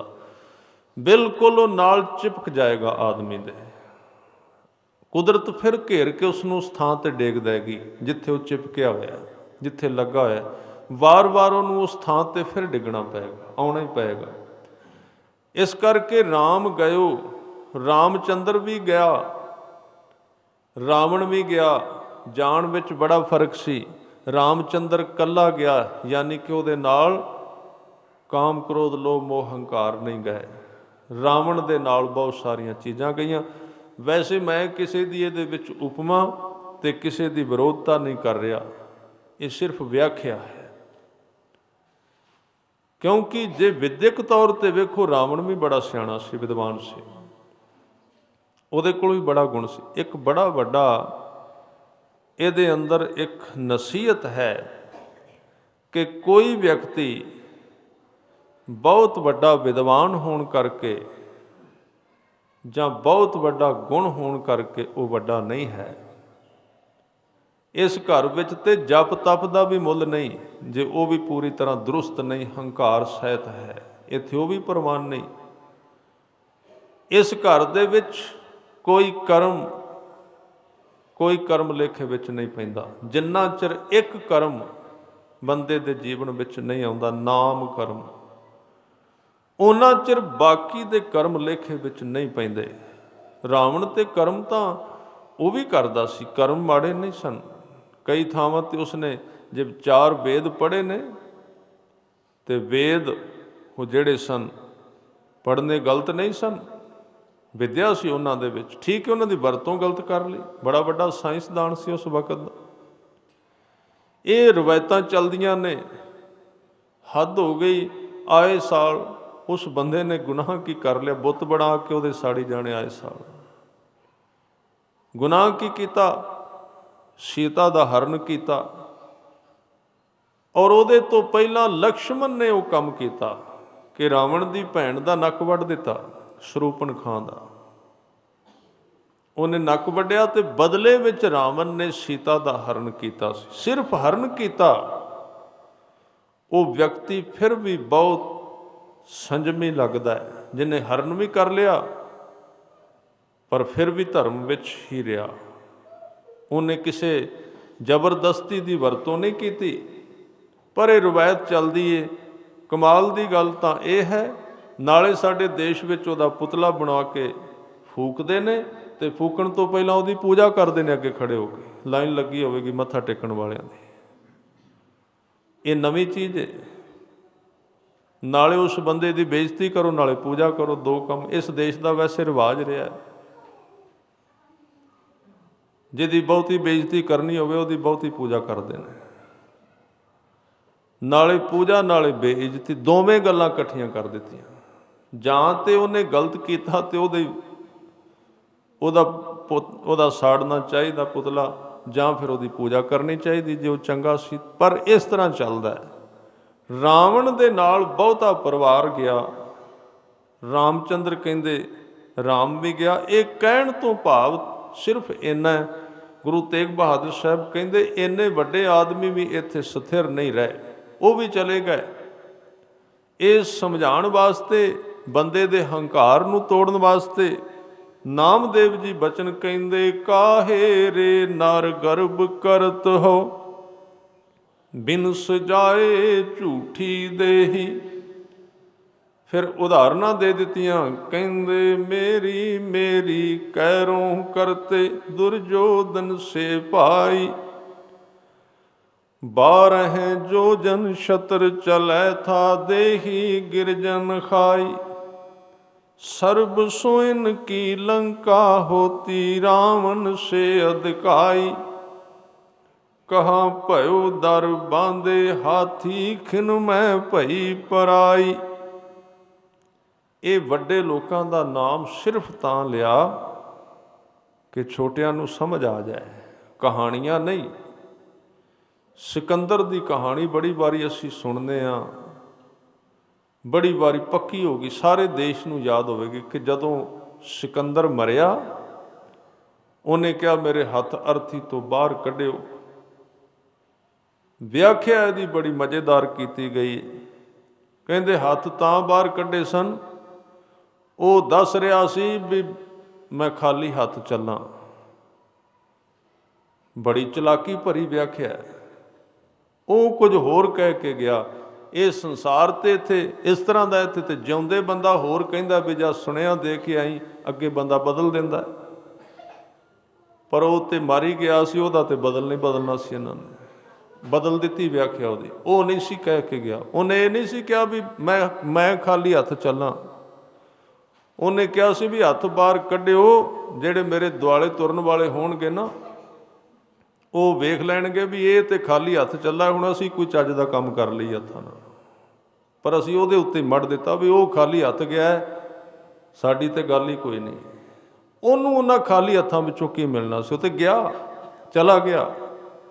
ਸਿਰਫ ਉਹਨੇ ਦੂਜਿਆਂ ਵਾਸਤੇ ਥੋੜ੍ਹਾ ਜਿਹਾ ਪ੍ਰਬੰਧ ਕੀਤਾ ਸੀ, ਪਰ ਅਸੀਂ ਸਾਰੇ ਪ੍ਰਬੰਧ ਦੂਜਿਆਂ ਵਾਸਤੇ ਕਰਨੇ ਆ, ਆਪਣੇ ਵਾਸਤੇ ਕੋਈ ਨਹੀਂ।